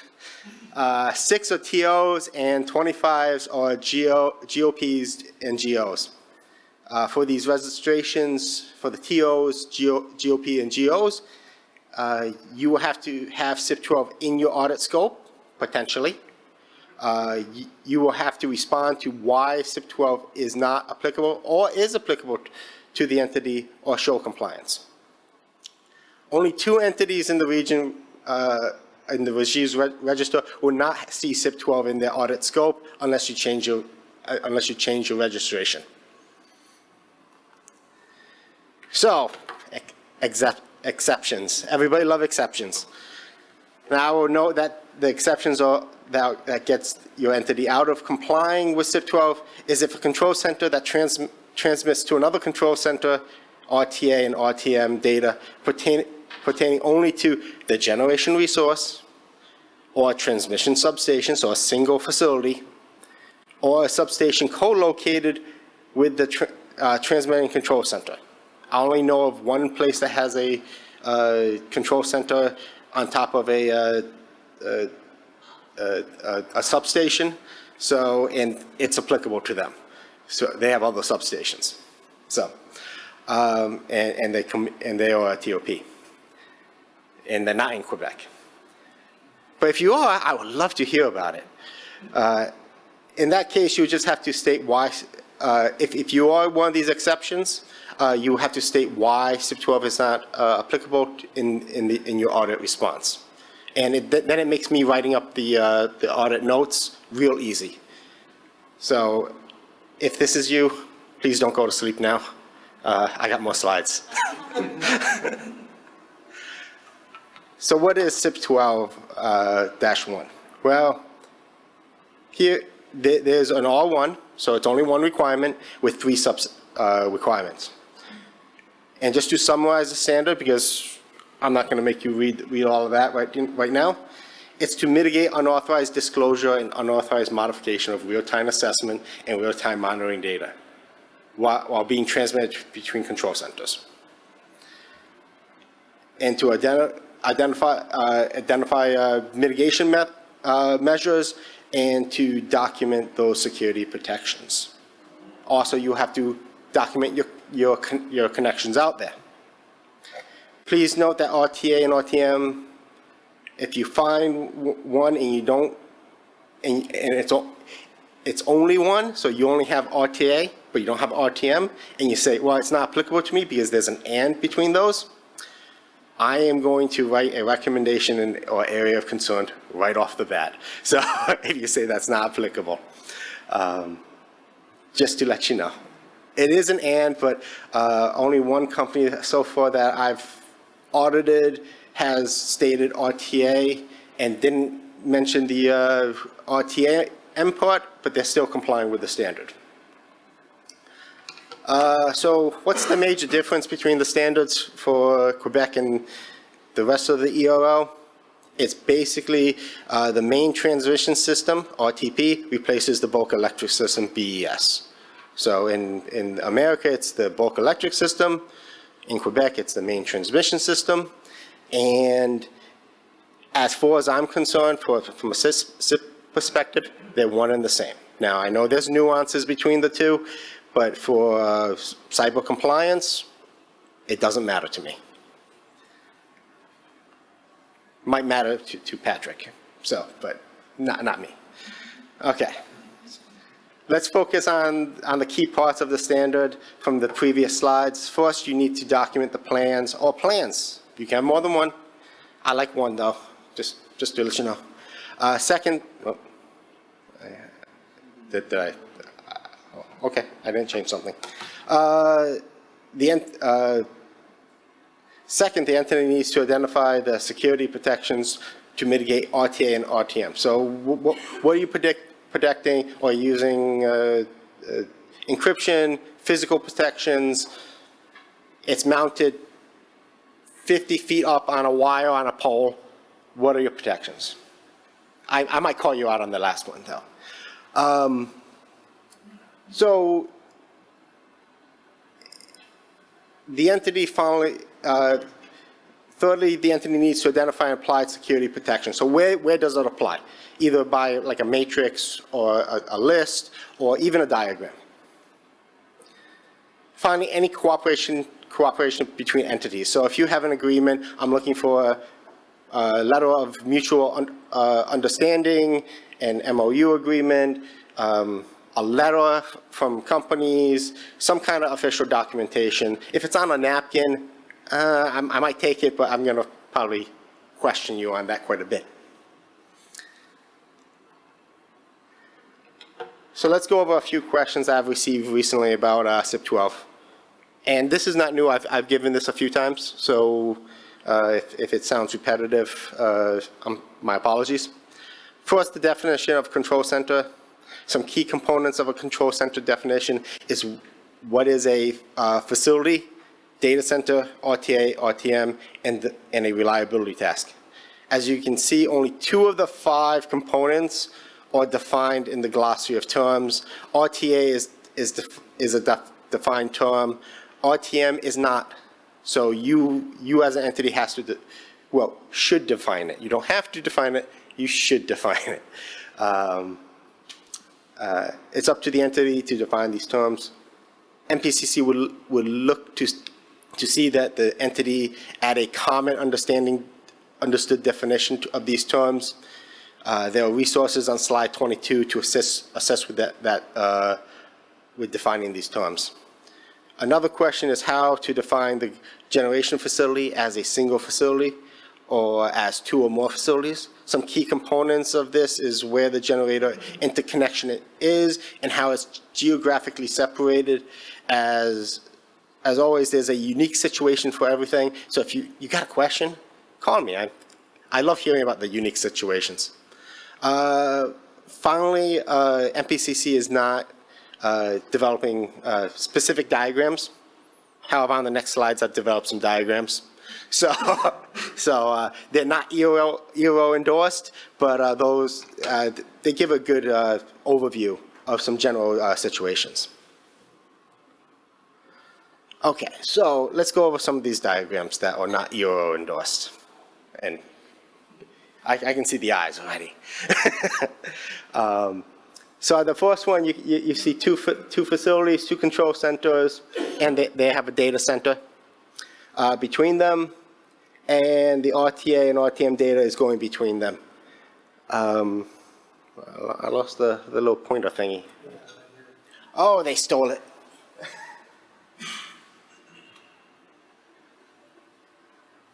You gotta watch out for those NOC employees. Yeah. So there's RTAM data here, RTA, RTM data here, and RTA and RTM data here. It depends how far, if these are 2 separate facilities separated, that has to be protected. If they're in the same building, maybe not, depending on how it's located. If these are geographically separated, that has to be protected. Again, you have 2 control centers here, RTA and RTM data, protected. Now you introduce a third party. Okay, this is some other entity that you're using to encrypt your data, to protect your data for transmission. You're part of an organization. There's a few organizations out there that you can do this with. An example of this is EIDSN. We would need to see agreements here. That needs to be protected as well. We need to see agreements. We need to see who's responsible for what and how they're protecting it and what information you can show us.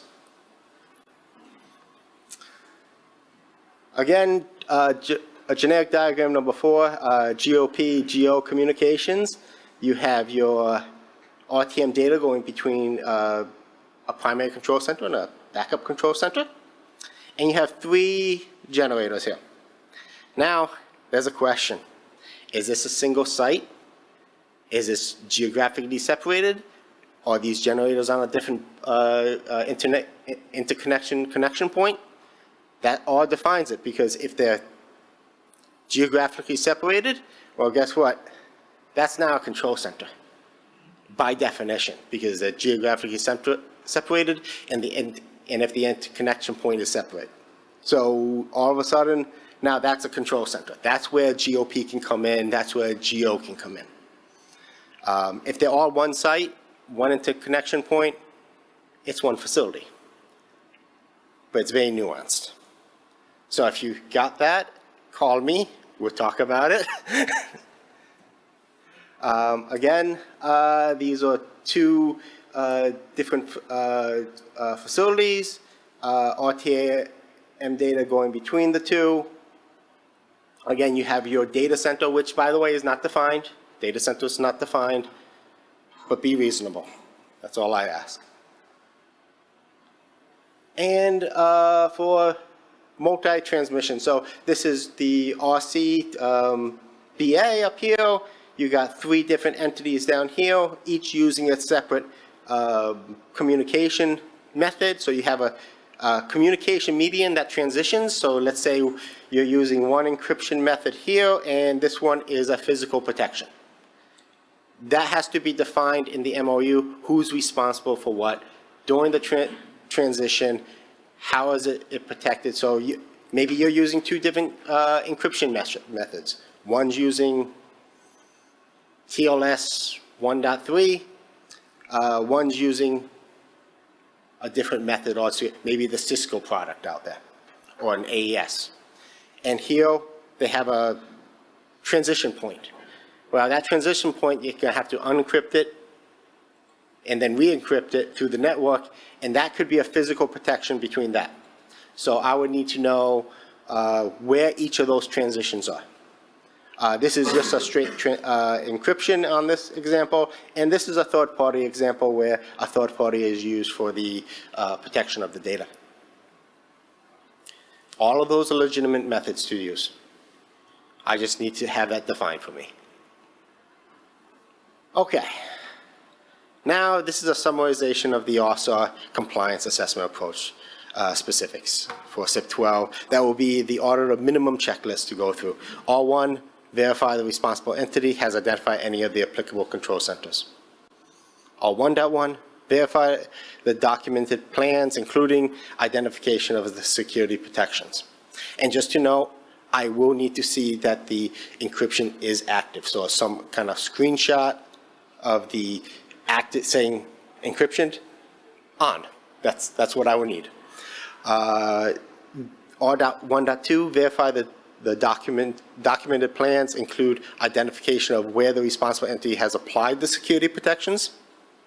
R1.3, if RTA or RTM data is transmitted between any of the applicable control centers owned or operated by a different responsible entity, verify the documented plans, including identification of the responsibility of each responsible entity.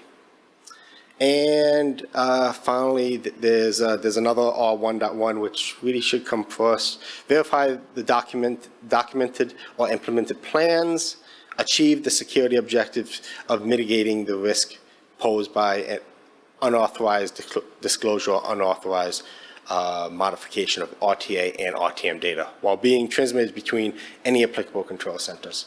I actually think that should go first, but it's just how the standard was written. Okay, some questions from the auditors, general questions. So provide one or more document plans. We already discussed this.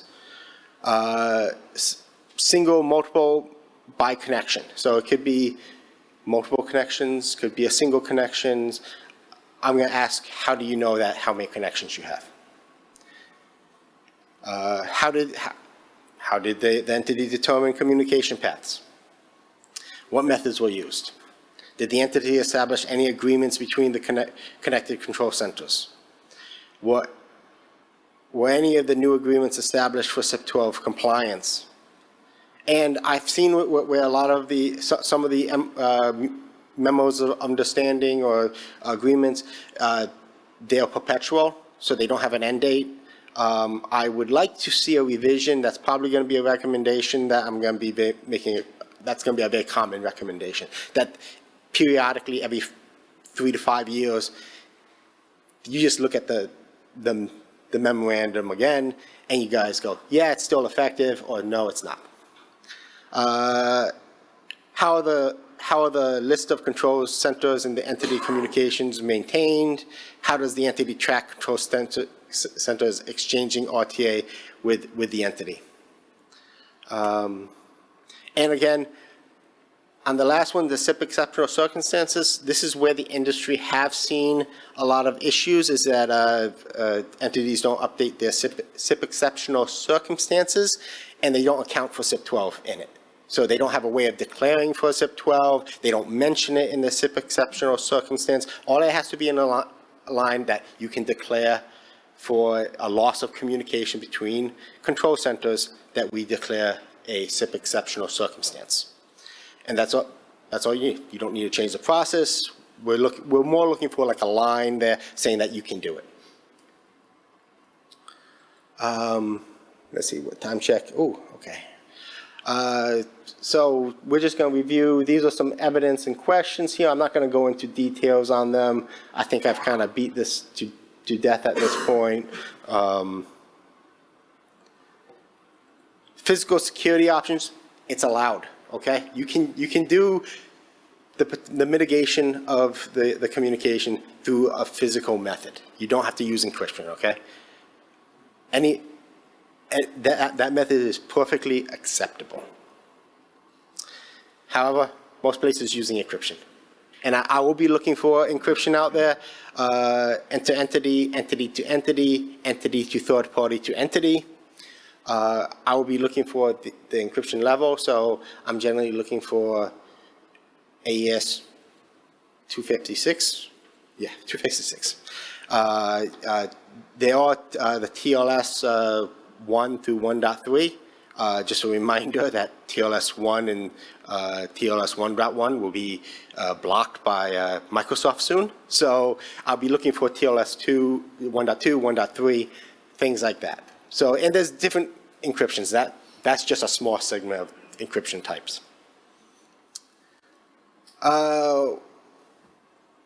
What the auditor will have to know, again, encryption level. We do understand that sometimes there are technical limitations. So if you are using an auto encryption, it's allowed. It's a weak encryption is allowed, but we might suggest that you improve it. And sometimes there's technical limitations in there. One of the key parts of it, though, is that we're looking for some kind of alerting for failure of that encryption. So does it feel open? Does it feel closed? Will you know about it? Will an alarm? Will it send an email saying encryption failure or the sync isn't working? We will be looking for that. Third-party services to encrypt RTA, RTM communications between control centers will have the same questions as the encryption of in-house encryption, but with additional responsibilities of divisions like what it meant by vendor divorce electronic network, scalable, describe the scalable private MPLS network, what kind of encryption they're using, how is route diversity determined with connecting to the entity, management responsibility does the third-party communication carriers has, and what are the responsibility of the entity. So what is the third party responsible for? What is the entity responsible for? Is there any triggers or notification between the two? And how quick are those notifications? And then we might go into the third party supply chain on what systems they're using. Okay, just to let you know, CIP-12.2, it's coming. There's a whole project out there. and it will be mainly for continuity of operation in the responsible entity compliance plan. So, and incident recovery. So right now, CIP-12, you don't have to have it doesn't have to be part of your incident response plan. I suggested it should be, but right now it's not. That's coming. Voting, I think, is still occurring, or it might be just over. So don't quote me on that. You can visit the website and find out. Okay, these are just some key resources, past presentations. We do have some recordings out, some video recording, but a lot of the presentations are out there. We have the EO endorsed compliance guidance here. We have the small group advisory session webinar. It is streaming. That's from NERC. That's on the NERC website. I put the links here because it's hard to find. So there's a FAQ section that has a lot of great questions on there for CIP-12. There's a CIP-12 also. MPCC has a white paper on CIP-12. It's not EO endorsed, but it is specific to MPCC. I did link Texas in here. They had a great standards workshop where they had a great presentation on CIP-12, and again, contact MPCC compliance and you get to talk to me. Questions? Thank you very much, Michael. Merci beaucoup, Michael. À cause du temps, on va prendre uniquement une question ou un commentaire. A question or a comment from the I'm not going to room. leave you hanging, Mike, because Mike's another one of the bright young stars at NPCC coming up. So, Mike, thanks for that. You did kind of get that assignment on CIP-12. CIP-12 is important. This is the one I know the least amount about of what we heard about today, so it's going to be the shortest. But Mike's our CIP-12 person on that. He participated and went out to WEC in New Mexico, I think it was, right? Yes. And did a CIP-12 assessment, so he'll be ready to do it properly, I guess is the best word, and professionally once July comes. And I'll say for Quebec, we saved the best for last, I guess, with that, Laurentia, for becoming effective in Quebec. So appreciate that. And yeah, it's probably mostly for your control centers that we have here in Quebec, but there is some applicability to TO and GEO, so we might have some of that for some of the folks who are on the phone as well or on the Zoom. So thanks, Mike, and I don't want to delay Laurentia. Not yet. Okay, yes, just one, of course. Thank you very much. It's very interesting. C'est très intéressant. On va prendre quand même une question en virtuel. We will take a question from the virtual audience. All right. So a very specific question. Does the communication IEC 61850 protocol provided more challenges in terms of security for the control centers?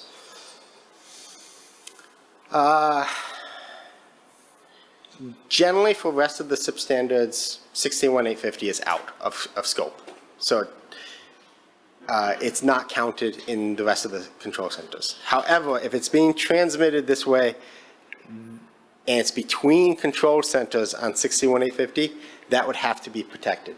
And yes, that can be a challenge, especially if there's a time segment to how fast it has to comply. But in CIP-12, there's not an exception for it, unlike the other SIP standards at this point. Very well. That is all. Thank you. Si jamais il y a des questions en virtuel, ils peuvent les mettre. On va répondre par la suite par l'entremise de la boîte secrétariat PSAQ. Thank you very much, Michael.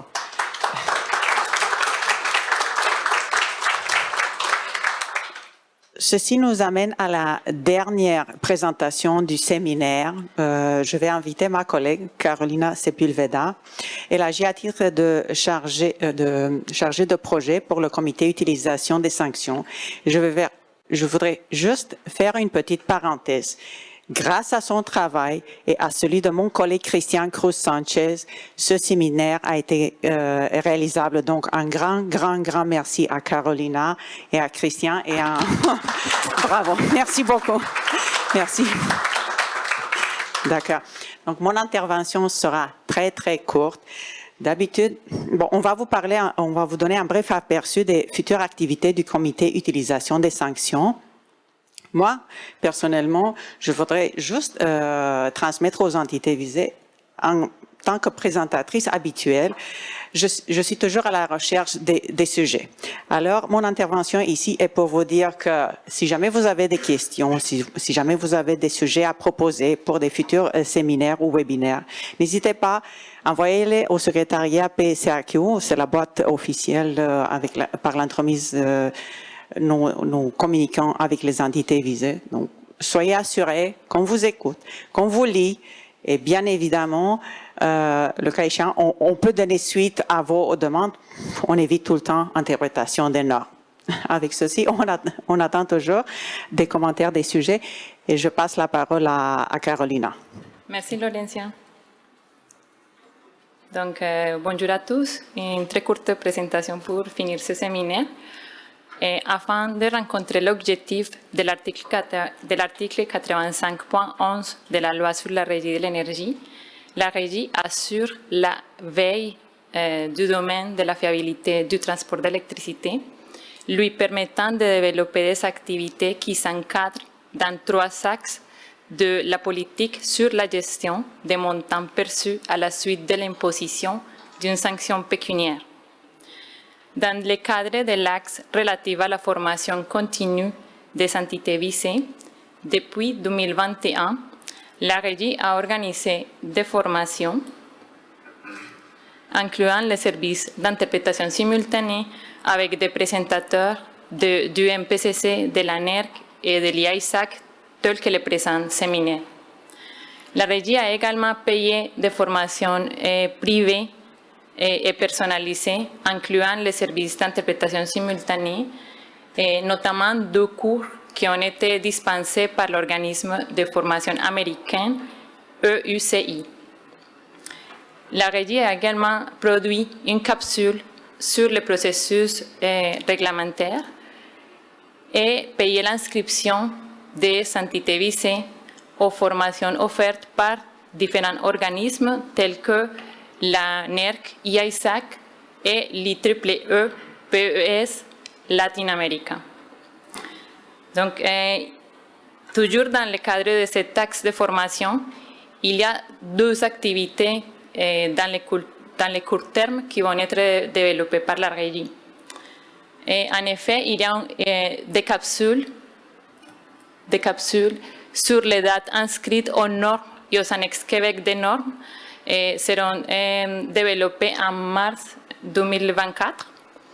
Et également, la Régie payera la participation de 3 personnes par entité visée à la conférence Grid SETCON 2023 qui aura lieu à la ville de Québec du 17 au 20 octobre.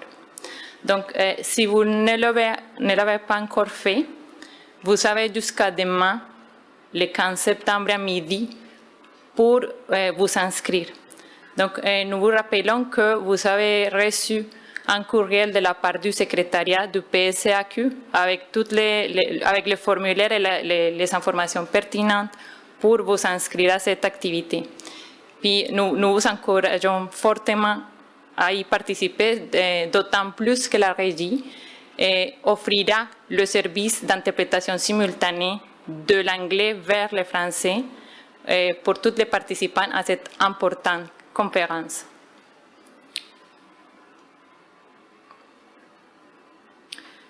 Dans le cadre de l'axe 2 de la politique, c'est-à-dire l'axe relatif à la recherche, la Régie a conclu 2 partenariats. Le premier partenariat avec l'organisme Innovation électrique Innove, afin de subventionner des projets de recherche collaborative. Une subvention de $700,000 a été versée à cet organisme afin de couvrir une partie des coûts admissibles des projets. Cette proportion est de 40%. Après le premier appel à projet, qui a été lancé à l'été 2022, il y a 2 projets qui ont été sélectionnés. Également, la Régie a conclu un partenariat avec l'organisme FRQNT, le Fonds Recherche Québec Nature et Technologie, afin d'offrir des bourses de formation en maîtrise d'une valeur de $25 000 par année par étudiant pour 12 ans. Donc, après un premier appel de candidature, il y a 3 étudiants qui ont été retenus et qui développent des projets de recherche dans le domaine de la fiabilité du transport d'électricité. La Régie a déjà versé les frais relatifs à ces premières années d'études et elle a un engagement financier pour la 12e année. La Régie a aussi, en juillet de cette année, lancé un 12e appel de candidature pour des bourses de $25 000. Et donc, on n'a pas encore les projets qui seront retenus. Donc, on espère que les étudiants vont participer en grand nombre. Puis, la Régie prévoit octroyer 4 bourses de $25 000. Et pour l'axe relatif à l'organisation d'événements ou de forums d'échange, on n'a pas encore prévu des activités, même s'il y a des activités qui sont en lien avec différents axes, comme le présent séminaire, s'encadre aussi un peu dans l'organisation d'événements ou de forums d'échange. Donc voilà, c'est l'aperçu des activités qui ont été développées avec les sanctions. Donc ça conclut la présentation. Si vous avez des questions, je reste disponible. Merci beaucoup, Carolina.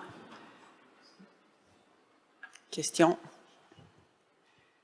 Aucune question. Donc, on dépense bien l'argent. Merci beaucoup. Et on prend soin. Merci beaucoup. Nous voilà rendus à la fin de ce séminaire. Avant de conclure cette rencontre, je vous rappelle le courriel transmis hier par l'entremise de la boîte secrétariat PSAQ au nom de M. Félix Turgeon, le directeur général planification et réglementation. Le personnel des entités visées est invité à un cocktail pour inaugurer le nouveau siège social de la Régie. Ce cocktail se tiendra le jeudi 5 octobre prochain dès 16h au 5e étage du 500 boulevard René-Lévesque Ouest à Montréal. Donc, on vous attend en grand nombre. Et pour cela, veuillez, s'il vous plaît, confirmer votre présence d'ici le 22 octobre au moyen de la même boîte afin qu'une invitation formelle vous soit transmise. J'espère que vous avez reçu le courriel. Je vais le dire juste par courtoisie en anglais au début parce qu'on va finaliser en français. This ends our annual reliability seminar. I thank the speakers as well the participants in the room and virtually for their listening and I wish you an excellent afternoon. Thank you and goodbye. Ceci met fin à notre séminaire annuel sur la fiabilité. Je remercie les conférenciers ainsi que les participants dans la salle et en virtuel pour leur écoute et je vous souhaite un excellent après-midi. Merci et au revoir.